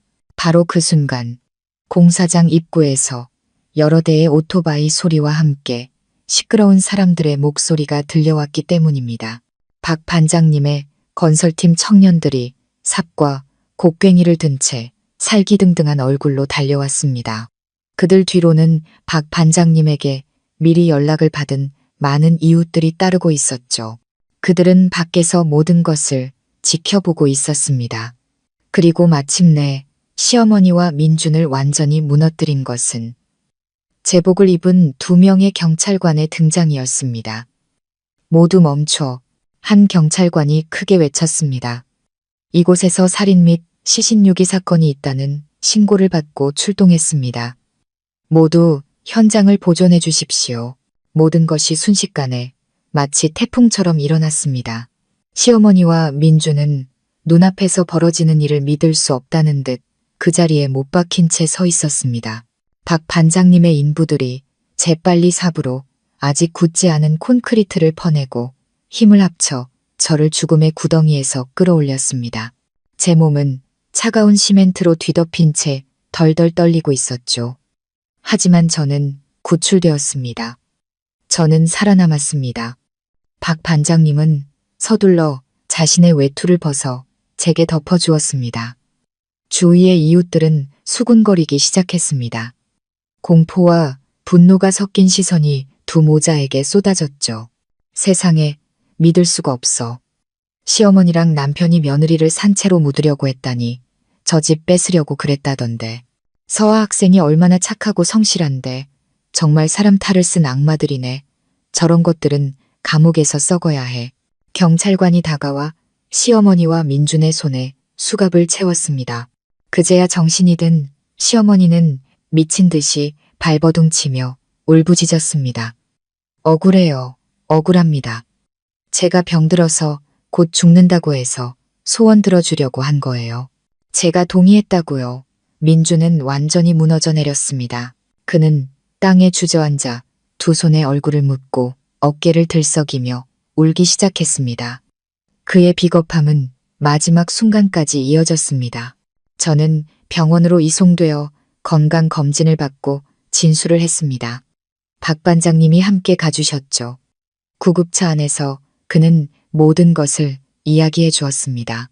제 메시지를 받은 후 그는 불길한 예감이 들었다고 했습니다. 그는 즉시 인부들과 몇몇 친한 이웃에게 연락해 주의 깊게 지켜봐 달라고 부탁했죠.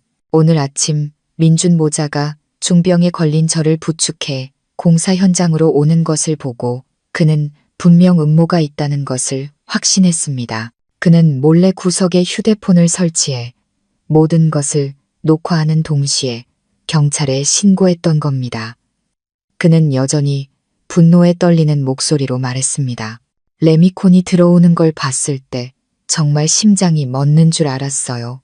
그래도 늦지 않아서 정말 다행입니다. 학생은 정말 아버지를 닮아 강하고 똑똑해요. 저는 박 반장님을 보며 감사함에 눈물을 흘렸습니다. 반장님, 제가 뭐라고 감사를 드려야 할지 모르겠어요. 제 목숨을 구해주셨어요. 박 반장님은 손을 내저었습니다. 그런 말 말아요. 옛날에 학생 아버지도 나를 구해준 적이 있어요. 그 은혜는 평생 잊지 못합니다. 이제 학생은 푹 쉬면서 몸조리해요. 나머지는 법과 사람들이 알아서 할 테니 그 나쁜 놈들은 절대 죄를 피하지 못할 겁니다.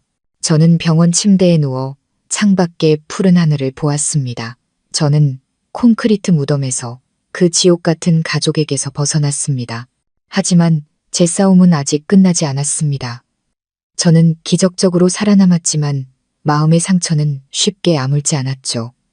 그리고 저는 알고 있었습니다. 저의 귀환이 그들에게는 진짜 악몽이 될 것이라는 것을요. 그들은 제가 죽었다고 생각했습니다. 모든 죄악이 묻혔다고 생각했죠. 하지만 그들은 틀렸습니다. 3개월 후 저는 완전히 회복되었습니다. 몸의 상처는 아물었지만 영혼의 흉터는 여전히 남아 있었죠. 저는 더 이상 과거에 착하고 순종적인 서아가 아니었습니다. 그들의 잔혹함이 저를 더 단단하고 단호하게 만들었습니다. 그 3개월 동안 저는 변호사 그리고 박 반장님과 함께 조용히 모든 것을 준비했습니다. 저는 그들이 법뿐만 아니라 양심과 사회적 여론의 심판대 앞에서 가장 비싼 대가를 치르기를 바랐습니다. 제 사건은 온 동네를 떠들썩하게 만들었습니다. 하지만 제 요청에 따라 제 상태에 대한 모든 정보는 외부, 특히 시댁 식구들에게는 철저히 비밀에 붙여졌습니다. 그들은 제가 심한 병을 앓다가 실종되었다고 알고 있었죠. 그들은 제가 아직 살아있다는 것을 몰랐습니다. 그리고 마침내 제가 기다리던 날이 왔습니다. 그들이 제 목숨을 담보로 빼앗은 바로 그 집에서 집들이 파티를 여는 날이었습니다. 아이러니하게도 그 파티는 제 귀환을 위한 가장 완벽한 무대가 되어 주었습니다. 제가 몸을 추스르며 조용히 준비하는 3개월 동안 시댁의 세상 역시 완전히 뒤집혔습니다. 하지만 그들이 전혀 예상하지 못한 방식으로요. 사건은 기소되었지만 피해자인 제가 여전히 실종 상태였고 박 반장님의 일방적인 진술과 얼굴이 명확하지 않은 영상뿐이었기 때문에 그들은 단기간의 구금 끝에 거주지 제한 조건으로 풀려났습니다. 그들은 돈과 인맥을 동원해 사건을 살인미수에서 오해로 인한 단순 폭행상해로 둔갑시켰습니다. 그들은 제가 병 때문에 정신이 나가 스스로 구덩이에 뛰어들었고 자신들은 저를 구하려 했을 뿐이라고 온 동네에 떠들고 다녔죠. 그들은 단명한 며느리를 둔 불행한 가족이라는 눈물겨운 이야기를 지어냈습니다. 그리고 아이러니하게도 그들은 거의 성공할 뻔했습니다. 제가 사라졌기 때문에 아무도 대질 신문을 할 수 없었죠. 제 서명이 있는 집문서는 진짜였습니다. 그들은 재빨리 모든 절차를 마무리하고 그 집의 피비린내 나는 비극을 전혀 모르는 다른 지역에서 온 젊은 부부에게 집을 팔았습니다. 2억이 넘는 돈이 곧 그들의 계좌로 입금되었죠. 그들이 가장 먼저 한 일은 당연히 귀한 딸을 구하는 것이었습니다. 민지와 그녀의 남편은 빚을 갚기 위해 큰 돈을 받았습니다. 그 도박 빚이 진짜였는지 아니면 꾸며낸 연극이었는지는 이제 아무도 관심을 갖지 않았습니다. 다만 돈이 생긴 후 민지 부부의 생활은 다시 예전처럼 사치스러워졌다는 것만 알려졌을 뿐이죠. 딸의 문제를 해결한 후 시부모님과 민주는 도심의 고급 아파트로 이사했습니다. 그들은 제 집을 판 남은 돈으로 그곳을 샀죠. 그들은 비싼 가구를 들이고 좋은 차를 몰고 명품 옷을 입었습니다. 마치 그들이 저지른 끔찍한 범죄가 양심에 어떤 흔적도 남기지 않은 것처럼 보였습니다. 그들은 제가 죽었다고 모든 흔적이 차가운 콘크리트 아래 묻혔다고 생각했습니다. 그들은 승리했고 그들이 원했던 모든 것, 즉 돈과 집, 그리고 귀한 딸의 안전을 얻었습니다. 한편 저는 완전히 다른 삶을 살고 있었습니다. 박 반장님은 저를 한적한 시골의 작은 집으로 데려갔습니다. 그곳은 공기가 맑고 조용해서 제가 요양하기에 아주 적합했죠. 저는 매일 꾸준히 약을 먹고 물리치료를 받으며 몸을 회복했습니다. 하지만 더 중요하게는 제 영혼을 치유할 시간을 가졌습니다. 고통, 분노, 그리고 죽어버린 사랑, 모든 것을 정면으로 마주하고 해소했습니다. 저는 더 이상 울지 않았습니다. 대신 책을 읽고 명상을 하고 제 복수를 계획했습니다. 그것은 맹목적인 복수가 아니라 철저하게 계산된 정의를 되찾기 위한 싸움이었습니다. 박 반장님의 친구인 제 변호사는 필요한 모든 증거를 수집했습니다. 박 반장님의 영상, 시어머니 모자에 자백이 담긴 녹음 파일, 이웃들의 증언, 제가 중병이 아니었음을 증명하는 제 의료 기록, 그리고 제가 가짜 집문서를 만들었다는 복사각의 주인의 진술까지 모든 것이 준비되었습니다. 우리는 가장 적절한 시기, 가장 완벽한 무대에서 결정적인 한 방을 날리기만을 기다리고 있었습니다. 그리고 그날이 왔습니다. 박 반장님은 지인을 통해 그 가족이 새 아파트에서 아주 성대한 집들이 파티를 열 것이라는 것을 알게 되었습니다. 그들은 수많은 친척, 친구, 사업 파트너들을 초대했죠. 그들은 자신들의 새로운 부를 과시하고 가족의 위기를 겪은 후 자신들의 위치를 확고히 하고 싶어 했습니다. 그들은 제가 떠난 후에도 자신들이 잘 살고 있다는 것, 심지어 아주 잘 살고 있다는 것을 온 세상에 보여주고 싶어 했습니다. 이게 바로 우리의 기회입니다. 변호사가 전화로 제게 말했습니다. 수많은 하객들이 모인 파티에서 서아 씨의 등장은 그야말로 폭탄이 될 겁니다. 그들이 더 이상 변명하거나 은폐할 길이 없어지겠죠. 저는 동의했습니다. 감정적으로 힘든 대면이 될 것을 알았지만 저는 준비가 되어 있었습니다. 지난 3개월 동안 저는 완전히 달라졌습니다. 저는 더 이상 약하고 순종적인 서아가 아니었습니다. 저는 죽음에서 살아 돌아온 생존자였고 제게 속한 것을 되찾기 위해 돌아온 것이었습니다. 저는 하얀 원피스를 골랐습니다. 민준이 결혼 1주년 기념일에 사준 바로 그 원피스였죠. 그는 제가 그것을 입으면 천사 같다고 말했었습니다. 이제 그 천사는 악마들을 심판하기 위해 지옥에서 돌아올 겁니다.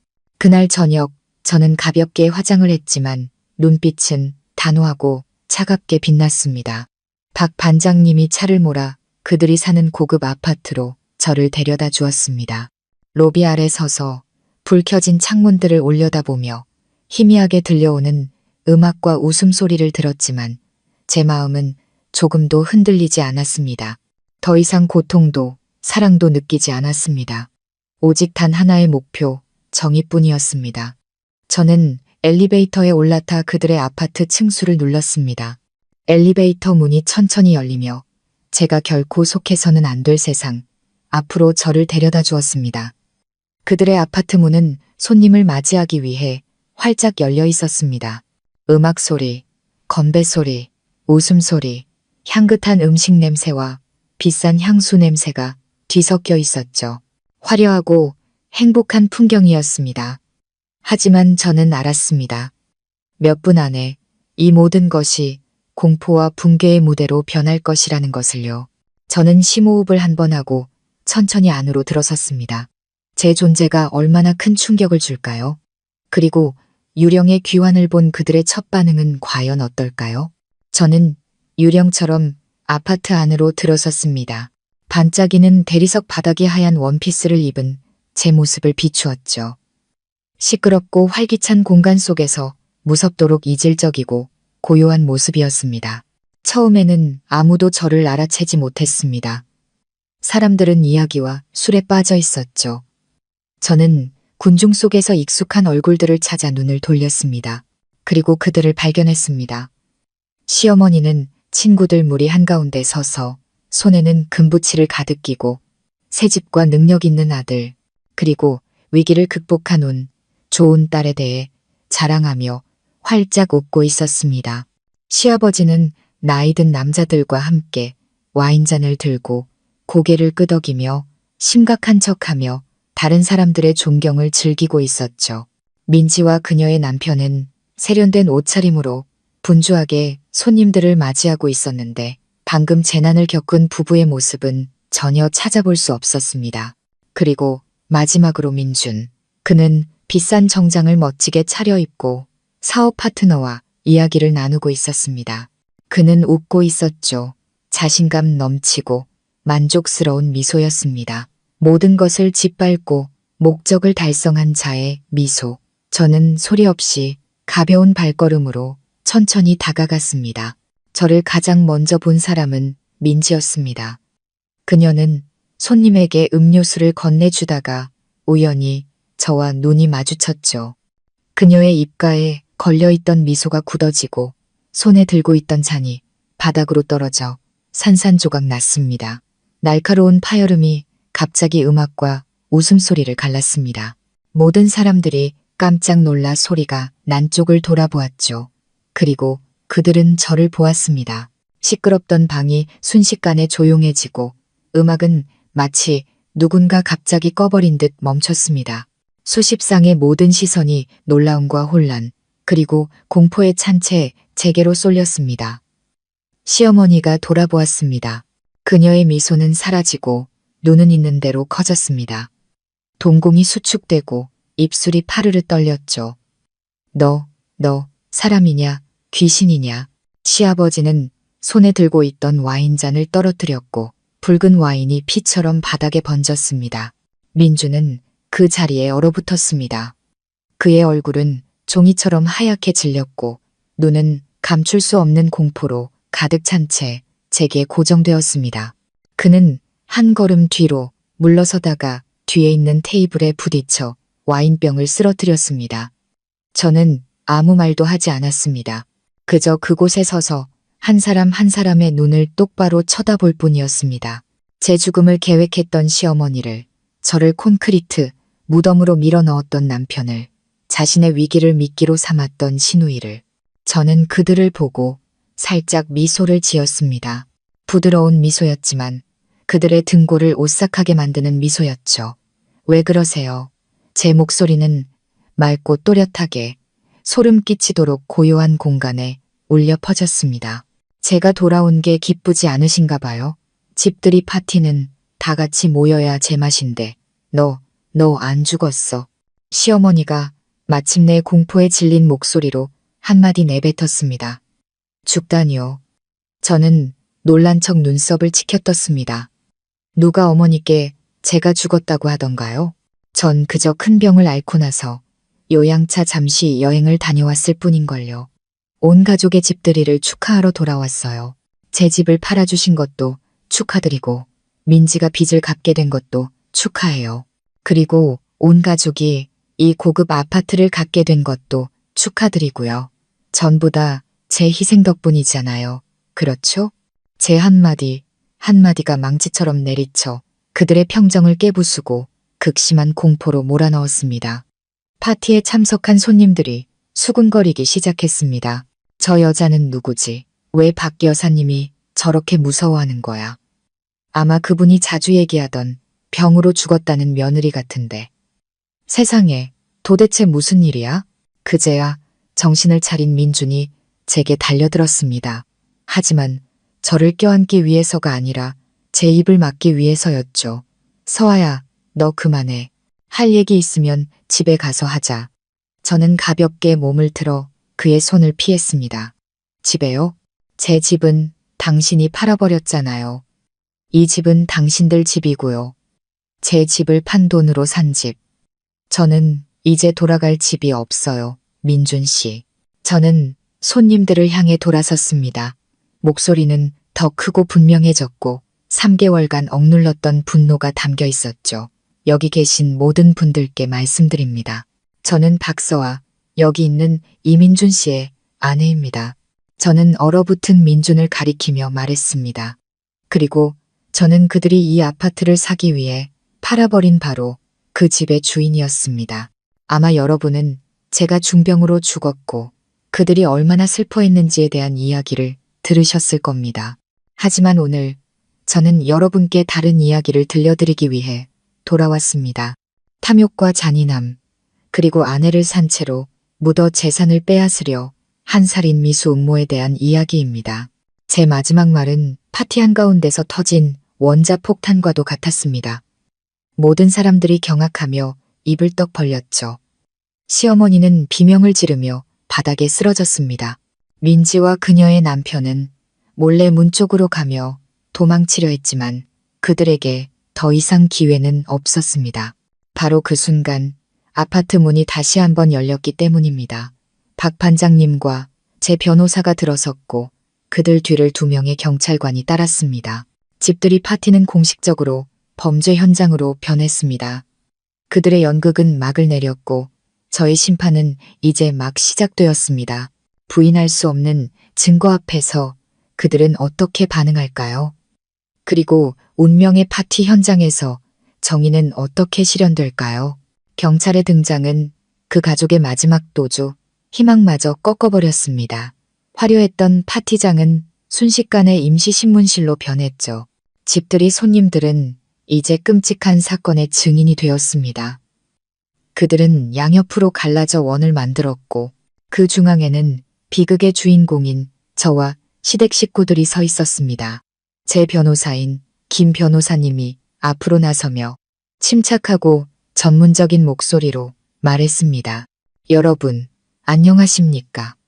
저는 박서아 씨의 법률 대리인입니다. 오늘 저희는 이민준 씨, 김영숙 씨 및 관련자들의 사기, 재산 강탈, 그리고 살인 미수 혐의에 대해 몇 가지 사실을 명확히 하고자 이 자리에 섰습니다. 김 변호사님은 서류 가방을 열어 태블릿 PC를 꺼내 조금 전까지만 해도 그 가족의 행복한 사진을 보여주던 거실에 대형 TV에 연결했습니다. TV 화면이 켜지고 가장 먼저 나타난 것은 박 반장님이 찍었던 바로 그 영상이었습니다. 이것은 5월 5일 제 의뢰인의 자택공사 현장에서 촬영된 영상입니다. 변호사님의 목소리가 울려 퍼졌습니다. 영상이 시작되었습니다. 야위고 쇠약한 제가 민준과 시어머니에게 이끌려 기초공사 구덩이로 가는 모습, 그들이 저를 밀어넣는 장면, 그리고 마침내 저를 묻어버리듯 회색 콘크리트가 쏟아져 내리는 끔찍한 광경이 펼쳐졌습니다. 마음의 준비를 했지만 그 장면을 다시 보니 심장이 저려왔습니다. 방 안은 숨소리조차 들리지 않을 정도로 조용했고 간간이 경악의 찬 신음소리만 들려왔습니다. 사람들은 화면과 시어머니 모자를 번갈아 보며 믿을 수 없다는 표정을 지었습니다. 아니야, 저건 조작이야. 제가 스스로 뛰어내렸다고 시어머니가 귀를 찢는 듯한 목소리로 소리쳤습니다. 그녀는 저를 손가락질하며 외쳤죠. 제가 미쳤어. 우리 가족을 해치려고 작정한 거야. 김 변호사님은 동요하지 않고 침착하게 다음 자료를 재생했습니다. 그럼 이 녹음 파일을 들어보시죠. TV 스피커에서 잡음 섞인 소리가 흘러나왔지만 그 목소리는 누구인지 명확했습니다. 그것은 제가 죽어가는 척하며 그들의 자백을 유도했던 침실에서의 대화였습니다. 여기 서명만 하면 모든 게 다 잘 해결될 거야. 시어머니의 목소리. 제가 서명하면 민지는 정말 무사해지는 거죠? 저의 힘없는 목소리. 물론이지. 이 집만 팔아서 걔 빚만 다 갚아주면 안전해질 거야. 집 팔고 나면 우리가 알아서 돈 좀 뗄게. 네가 죽고 나면 그 집 비워두는 것도 낭비잖아. 너는 그냥 편안하게 눈 감으면 돼. 녹음이 끝났습니다. 증거는 너무나도 명백했죠. 편안하게 눈 감아라. 그 말은 시어머니의 모든 변명을 박살내는 마지막 망치질이었습니다. 그녀는 입을 벌린 채 얼어붙었고 더 이상 아무 말도 하지 못했습니다. 손님들이 수군거리기 시작했습니다. 이번에는 숨김없는 비난과 분노의 목소리였죠. 세상에 정말 늑대 같은 사람들이네. 며느리한테까지 저런 짓을 하다니.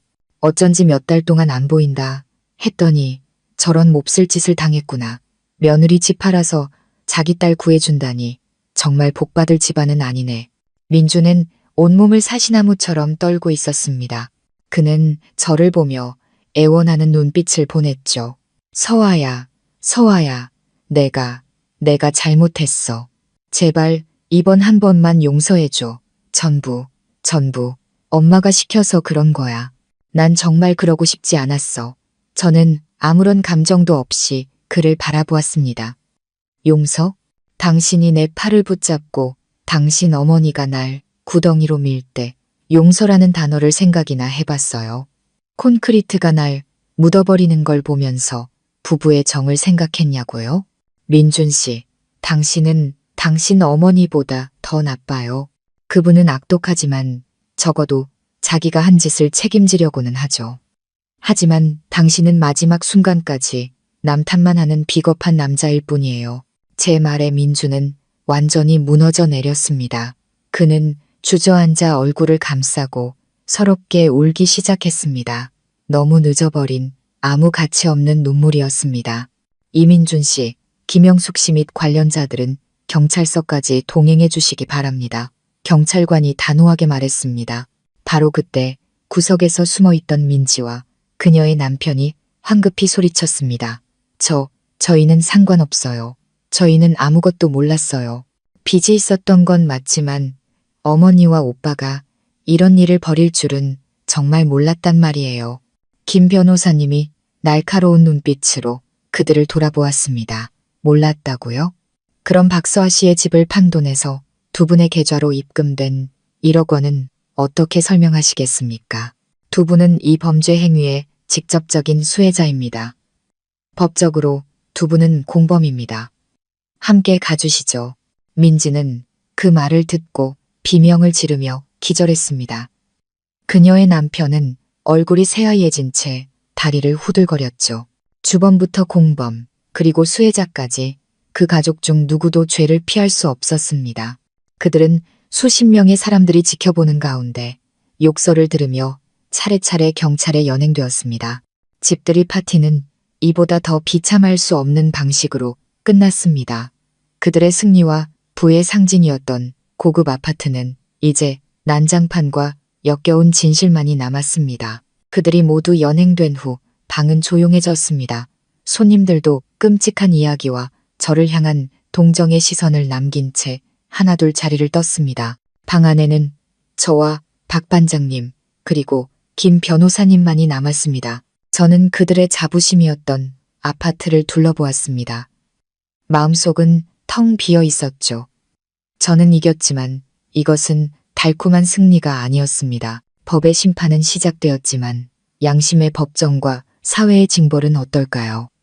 경찰서 문이 닫힌 후 그들의 삶은 과연 어떻게 될까요? 경찰서 문은 닫혔지만 여론과 사회적 심판의 문은 이제 막 열렸습니다. 저의 기구하고 잔인한 이야기는 삽시간에 들불처럼 번져나갔습니다. 파티 손님들 사이에서만 머물지 않고 시장과 카페 그리고 SNS를 통해 살을 덧붙여 퍼져나갔죠.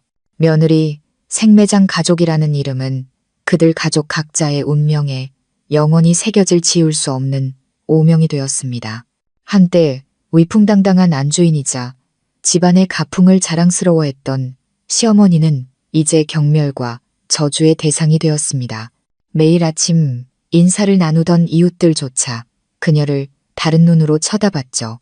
구속을 면하고 재판을 기다리던 어느 날 그녀가 옛집으로 돌아왔지만 아무도 그녀를 반겨주지 않았다고 합니다. 집은 춥고 암울했으며 함께 화투를 치고 차를 마시던 친구들은 모두 그녀를 피했습니다. 악독한 사람과 엮이고 싶지 않았던 거죠. 시장의 한 상인은 시어머니가 모자와 마스크로 얼굴을 가리고 장을 보러 왔지만 결국 사람들이 알아봤다고 했습니다. 저기 봐, 그 며느리 묻은 할망구네. 낯짝도 두껍지. 어떻게 돌아다닐 생각을 해. 다른 사람은 대놓고 그녀의 면전에 쏘아붙였습니다. 아주머니, 우리 집 채소는 아주 깨끗해요. 어떤 사람들 속처럼 독이 없다고요. 시어머니는 분노에 차서 맞서려 했지만 결국 아무 말도 못하고 총총히 사라졌습니다. 등 뒤로는 비웃음과 수군거림이 끊이지 않았죠. 그녀는 자신이 가장 중요하게 여겼던 체면을 제 손으로 무너뜨린 겁니다. 그녀는 사회에서 버림받고 남은 인생을 고독과 치욕 속에서 살아가게 되었습니다. 늘 침묵을 선택했던 시아버지 역시 마침내 그 침묵의 대가를 치렀습니다. 그의 침묵은 금이 아니라 악에 대한 동조이자 방관이었습니다. 사건이 터지자 옛 친구들과 은퇴한 직장 동료들은 모두 그를 낯설게 대했습니다. 더 이상 아무도 그에게 커피를 마시자고 하거나 모임에 부르지 않았죠. 그는 외로운 섬이 되었습니다. 사람들은 그가 더 이상 신문을 읽지 않는다고 했습니다. 그저 툇마루에 혼자 앉아 담배만 연거푸 피워댈 뿐이라고. 그의 얼굴에는 후회와 무력감의 주름만 깊게 새겨졌습니다. 침묵이 그를 서서히 죽여가고 있었죠. 육체가 아니라 정신적으로 말입니다. 철없던 시누이 민지 역시 풀려난 후의 삶은 지옥과 다름없었습니다. 그녀의 빚소동은 모두 연극이었음이 밝혀졌죠. 사실 그녀의 남편은 도박을 한 것이 아니라 부부가 불법적인 사업에 투자했다가 큰 손실을 본 것이었습니다. 그녀 가족의 사건은 부부의 사업에 대한 또 다른 수사로 이어졌습니다. 그들은 돈과 명예를 잃었을 뿐만 아니라 법의 심판까지 받게 되었습니다. 그녀가 자랑하던 부유한 친구들은 모두 연락을 끊었습니다. 그녀의 옷가게는 손님이 끊겨 문을 닫아야 했죠. 그녀는 비단 옷을 입고 살던 아가씨에서 사회의 경멸과 법의 처벌을 마주한 범죄자가 되었습니다. 그녀에게 닥친 벌은 상상 속의 사채업자가 아니라 끝없는 탐욕이 불러온 것이었습니다. 그들의 가족은 법적으로 뿐만 아니라 감정적으로도 완전히 산산조각 났습니다. 재판을 기다리는 동안 집안 분위기는 언제나 살얼음판 같았다고 합니다. 그들은 서로를 탓하고 비난했죠. 시어머니는 민준을 무능하고 쓸모없는 아들이라고 저주했고 민준은 어머니가 자신을 죄의 길로 이끌었다고 원망했습니다. 민지는 오빠와 어머니가 자기 인생을 망쳤다며 울부짖었습니다. 한때 저를 압박하는 무기였던 가족에는 이제 이기심과 증오로 뒤엉킨 난장판이 되었습니다. 그들은 자신들이 지키려 했던 바로 그것을 제 손으로 파괴한 겁니다. 저는 그 이야기들을 통쾌함이 아닌 씁쓸한 마음으로 들었습니다. 탐욕의 소용돌이가 그들을 너무 멀리 돌아올 수 없는 곳까지 데려간 것이었죠. 사회의 징벌은 시작에 불과했습니다. 진짜 판결, 양심의 판결은 그들을 평생 따라다닐 겁니다. 하지만 그들 모두 중에서 제 생각을 가장 많이 차지한 사람은 여전히 민준이었습니다. 그는 과연 어떻게 되었을까요? 한 비겁한 남자의 몰락이 그를 깨닫게 할 수 있었을까요? 민준의 몰락은 그의 어머니나 여동생처럼 시끄럽지 않았습니다. 그것은 조용히 내면에서부터 일어났죠. 그는 가장 큰 충격을 받은 사람이었습니다.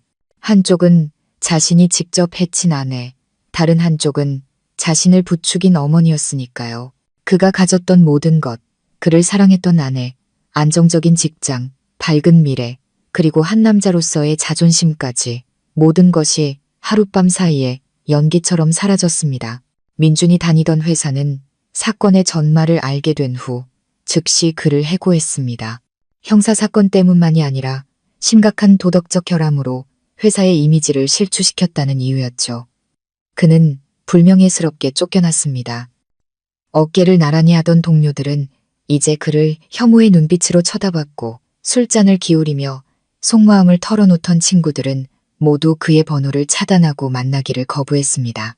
그는 사회적으로 완전히 고립되었습니다. 직장, 친구, 미래까지 모두 잃은 민준은 절망에 빠졌습니다.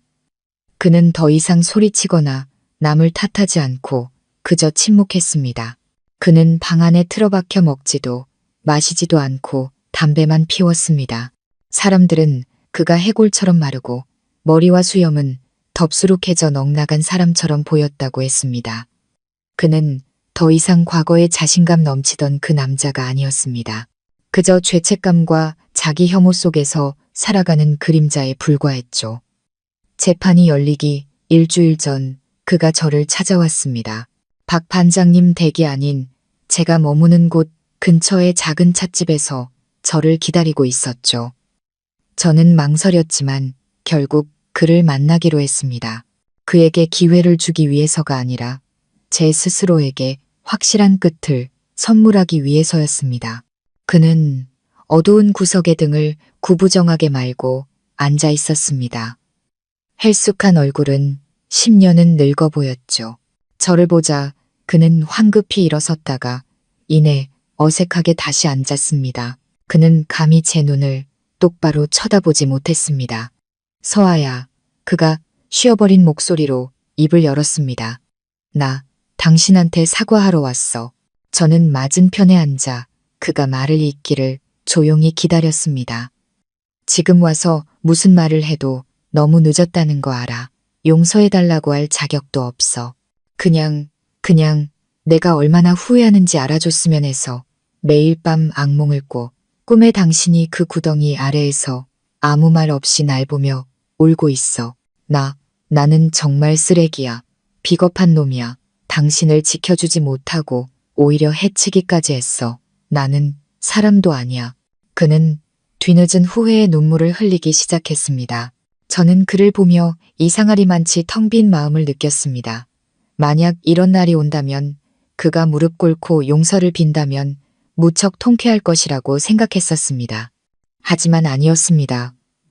통쾌하지도 동정심이 생기지도 않았습니다. 그저 모든 것이 정말로 끝났다고 느낄 뿐이었죠. 왜요? 제가 평온한 목소리로 물었습니다. 왜 그런 짓을 했어요? 민준 씨. 단순히 돈 때문에, 그 집 때문에요. 우리의 사랑, 우리의 추억은 당신에게 아무 가치도 없었어요. 민준은 눈물을 흘리며 고개를 저었습니다. 아니, 돈 때문만은 아니야. 나는 무서웠어. 엄마가 무서웠고 엄마를 실망시키는 게 무서웠어. 어릴 때부터 난 한 번도 엄마 말을 거역해 본 적이 없어. 민지한테 무슨 일이 생길까봐 무서웠고 모든 걸 잃을까봐 무서웠어. 하지만 결국 그 두려움 때문에 나는 가장 소중한 걸 잃었어. 바로 당신을. 당신이 날 잃은 건 두려움 때문이 아니에요. 민준 씨. 제가 또박또박 말했습니다. 당신은 선택을 했기 때문에 날 잃은 거예요. 옳고 그름 사이에서 당신은 그름을 선택했어요. 양심과 탐욕 사이에서 탐욕을 선택했고요. 그리고 나와 당신 가족 사이에서 당신은 그들을 선택했어요. 그건 당신의 선택이지 누구의 탓도 아니에요.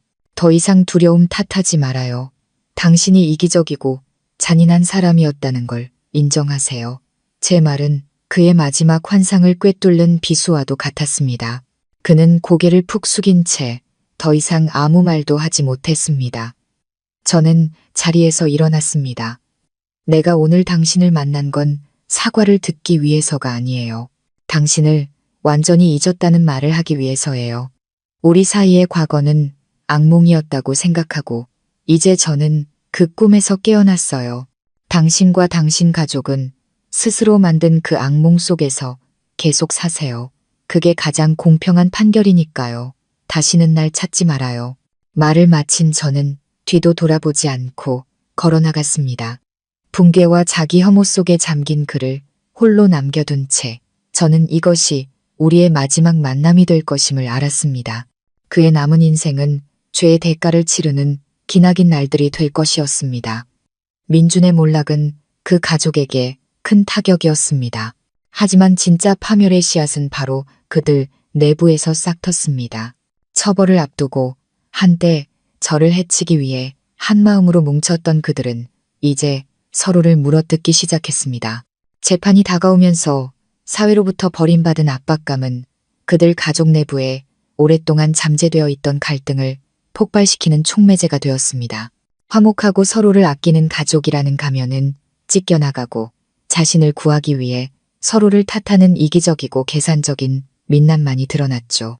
첫 총성은 민지와 그녀의 남편에게서 터져나왔습니다.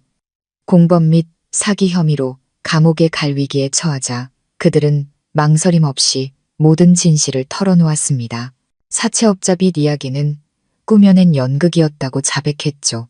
사실은 투자 실패로 큰 손실을 본 후 시어머니와 짜고 저에게서 돈을 뜯어낼 명분으로 그 연극을 꾸몄다는 것이었습니다. 그들은 자신들이 시어머니의 계획에 따라 움직였을 뿐이라는 것을 증명하기 위해 그녀와 주고받은 메시지와 통화 기록까지 증거로 제출했습니다. 그들은 자신들을 공범에서 교사범으로 둔갑시켜 형량을 줄이려 했던 겁니다. 귀한 딸의 배신에 시어머니는 완전히 무너져 내렸습니다. 그녀는 자신이 모든 것을 걸고 지키려 했던 딸이 이제 와서 자신의 등에 비수를 꽂을 줄은 상상도 못했습니다. 신문 과정에서 그녀는 더 이상 울부짖거나 죄를 부인하지 않았습니다. 말수가 적어졌고 질문을 받으면 같은 말만 반복했죠. 전부 민준이 탓이야. 아들이고 가장이라는 놈이 무능하고 나약해서 그래. 걔가 능력이 있고 돈을 많이 벌었으면 우리 집안이 이 꼴이 되지는 않았을 거야. 그녀는 모든 죄를 민준에게 떠넘겼습니다. 아들의 나약함과 무능함이 자신을 죄의 길로 내몰았고 가족을 구하기 위해 어쩔 수 없이 손을 써야 했다고 주장했죠. 저와의 마지막 만남 후 우울증에 빠져 모든 의욕을 잃었던 민준은 어머니와 여동생의 비난을 듣고 분노가 치밀어 올랐습니다. 그는 태어나서 처음으로 어머니의 말에 반박했습니다. 그는 경찰에게 모든 계획을 세운 것은 바로 어머니였다고 진술했습니다. 저에게 집을 팔라고 강요한 것부터 서명 위조 음모, 그리고 마지막으로 저를 산채로 묻으려 한 계획까지 전부 말이죠. 그는 자신이 잘못했고 비겁했지만 자신은 그저 어머니가 조종하는 꼭두각시에 불과했다고 주장했습니다. 그는 씁쓸한 목소리로 말했습니다. 어릴 때부터 지금까지 저는 단 한 번도 제 스스로 무언가를 결정해 본 적이 없어요. 모든 것은 어머니가 정해주셨죠. 저를 위한 것이라고 하셨지만 사실 어머니는 저를 당신의 야망을 실현할 도구로 만들고 싶으셨던 거예요. 제 인생을 망친 건 바로 어머니라고요. 그들의 책임 전가는 신문 과정을 값싼 막장 드라마로 만들었습니다. 그들은 더 이상 가족이 아니라 서로를 물고 늘어져 살아남으려는 세 명의 범죄자에 불과했죠. 그들은 서로의 가장 추악한 비밀과 이기심을 빗다래에 낱낱이 드러냈습니다. 모정, 형제의 모든 것이 탐욕과 두려움에 불타 없어졌습니다. 유일하게 정신을 차리고 있던 시아버지는 아내와 자식들이 서로를 물어뜯는 것을 들으며 한숨만 내쉴 뿐이었습니다. 과거 그의 침묵이 오늘의 비극을 만드는데 일조했습니다. 그리고 이제 그는 자신의 가족이 자멸하는 것을 무력하게 지켜봐야만 했습니다. 아마도 그것이 그에게 내려진 가장 고통스러운 형벌이었을 겁니다. 그들의 가족은 재판이 열리기도 전에 완전히 해체되었습니다. 그들은 자신들의 입으로 스스로에게 유죄를 선고한 셈이었죠. 그들은 자신들의 소위 가족이라는 것이 얼마나 허술하고 위선적이었는지 온 세상에 보여주었습니다. 모든 진실이 밝혀지고 마지막 가면이 벗겨졌을 때 법의 심판은 과연 그들을 어떻게 기다리고 있을까요? 정의는 온전히 실현될 수 있을까요? 재판이 열리던 날 법정은 사람들로 가득 찼습니다. 관련자들뿐만 아니라 수많은 기자와 호기심 많은 시민들도 모여들었죠. 며느리 생매장 가족 사건은 인간의 도덕성 타락과 탐욕에 대한 값비싼 교훈을 주는 충격적인 사건이 되었습니다. 저는 법정에 들어섰습니다. 떨고 있는 피해자가 아니라 정의를 찾는 증인으로서 저는 검은 정장을 입고 머리를 높게 묶었습니다. 걸음은 당당했고 눈빛은 단호했죠. 제 등장의 법정은 술렁였습니다. 사람들은 죽음에서 돌아온 저를 호기심과 경외가 섞인 눈으로 쳐다보았습니다. 피고인석에는 그들이 있었습니다.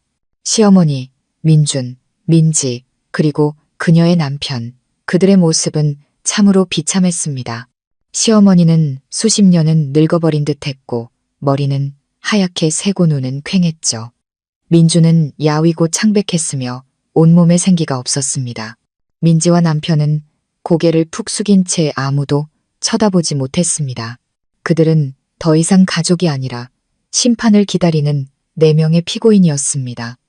재판이 시작되고 김 변호사님이 준비한 모든 증거가 제시되었습니다.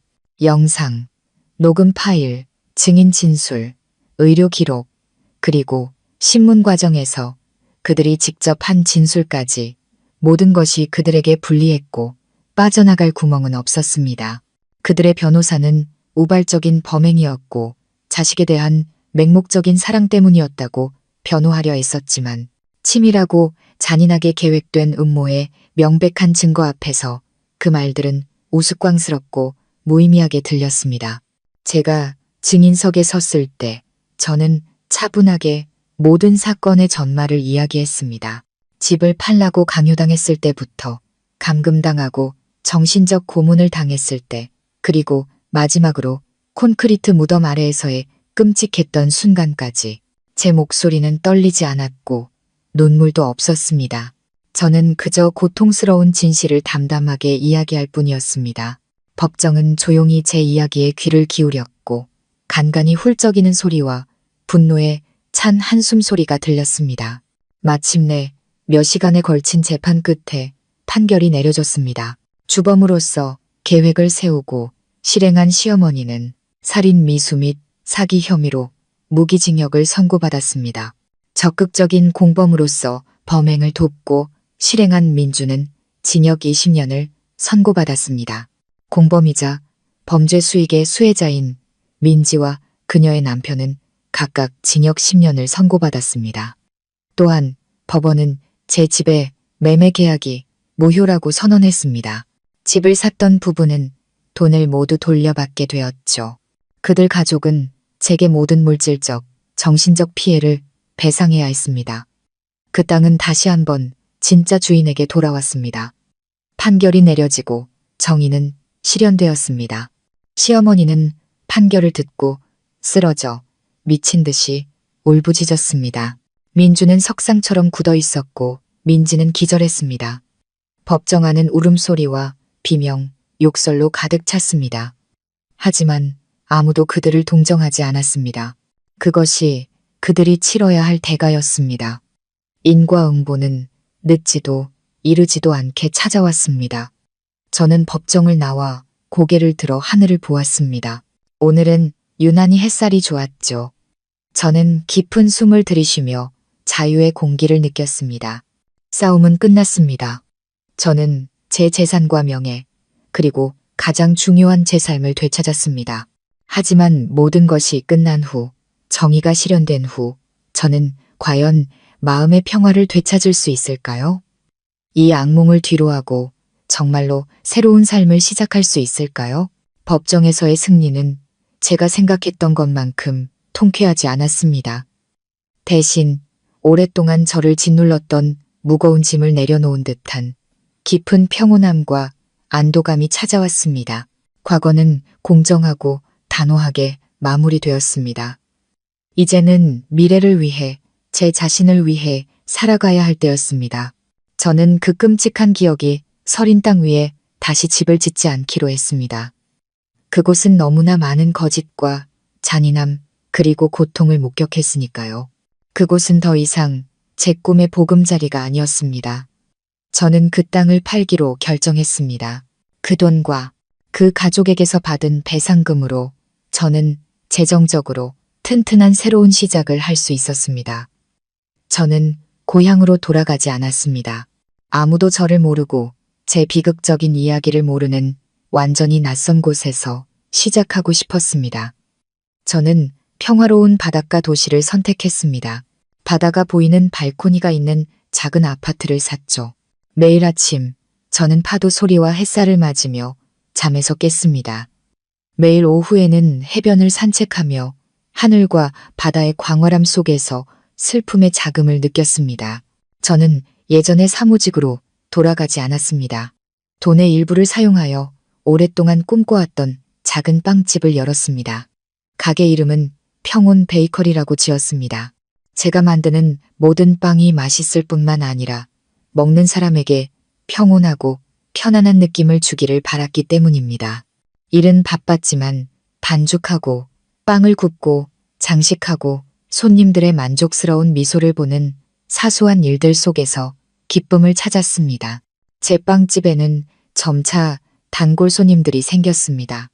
그들은 빵을 사기 위해서뿐만 아니라 저와 이야기를 나누기 위해 찾아왔죠. 저는 진심과 친절함으로 만들어진 새로운 가족, 새로운 공동체를 찾았습니다. 저는 여행을 다니며 세상을 탐험하는 시간도 가졌습니다. 새로운 곳을 방문하고 새로운 사람들을 만나고 새로운 이야기들을 들었죠.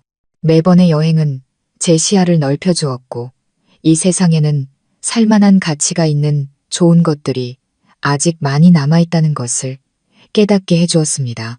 제 영혼의 흉터도 점차 옅어졌습니다. 사라진 것이 아니라 제 일부가 되어 인간의 강인함과 회복력을 상기시켜주는 존재가 되었죠. 가끔 박 반장님이 안부를 묻는 전화를 하셨습니다. 그는 시아버지가 재판 후 도시의 집을 모두 팔고 고향으로 돌아가 혼자 살고 있다고 전해주었습니다. 그는 누구와도 연락하지 않고 그저 묵묵히 하루하루를 살아간다고 했습니다. 아마도 그것이 그가 스스로에게 내리는 벌이었을 겁니다. 저는 더 이상 그들에 대해 생각하지 않았습니다. 그들의 이야기, 그들의 운명은 이제 제 인생과 아무런 관련이 없었죠. 저는 용서했습니다. 그들을 위해서가 아니라 제 자신을 위해서. 과거에 얽매이지 않고 가볍게 앞으로 나아가기 위해 용서한 겁니다. 어느 날 오후 낯선 남자가 제 빵집에 찾아왔습니다. 그는 빵을 사지 않고 조용히 구석에 앉아 바다만 바라보고 있었죠.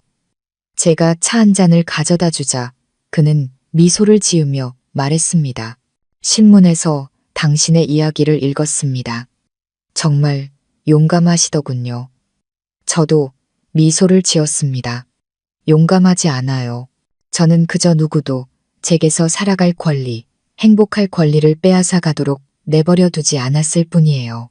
우리는 인생의 폭풍에 대해, 좌절 후 다시 일어서는 방법에 대해, 그리고 소박한 평온함에 대해 오랫동안 이야기했습니다. 저는 행복이란 결코 풍파를 만나지 않는 것이 아니라 그것을 이겨내고 비온 뒤에 무지개를 찾을 수 있는 힘을 갖는 것임을 깨달았습니다. 저의 새로운 삶은 이제 막 시작되었습니다. 앞으로의 길에 더 많은 도전이 있을지도 모르지만 저는 더 이상 두렵지 않을 겁니다. 저는 가장 소중한 교훈을 얻었으니까요. 언제나 자신을 믿고 절대 희망을 버리지 말며 가장 어두운 밤이 지나면 반드시 새벽이 온다는 것을 기억하세요. 여러분, 제 이야기는 여기서 끝이 납니다. 슬픈 이야기였지만 해피엔딩을 맞이했죠. 악인이 벌을 받았기 때문이 아니라 선한 사람이 평화를 찾았기 때문입니다. 만약 이 이야기가 여러분의 마음에 와닿았다면, 만약 이 이야기가 여러분에게 정의와 인간의 힘에 대한 작은 믿음을 주었다면 댓글로 여러분의 감정을 공유해 주세요. 그리고 좋아요와 채널 구독을 잊지 마시고 앞으로도 의미 있는 삶의 이야기들을 함께 들어주시기 바랍니다. 들어주셔서 감사합니다.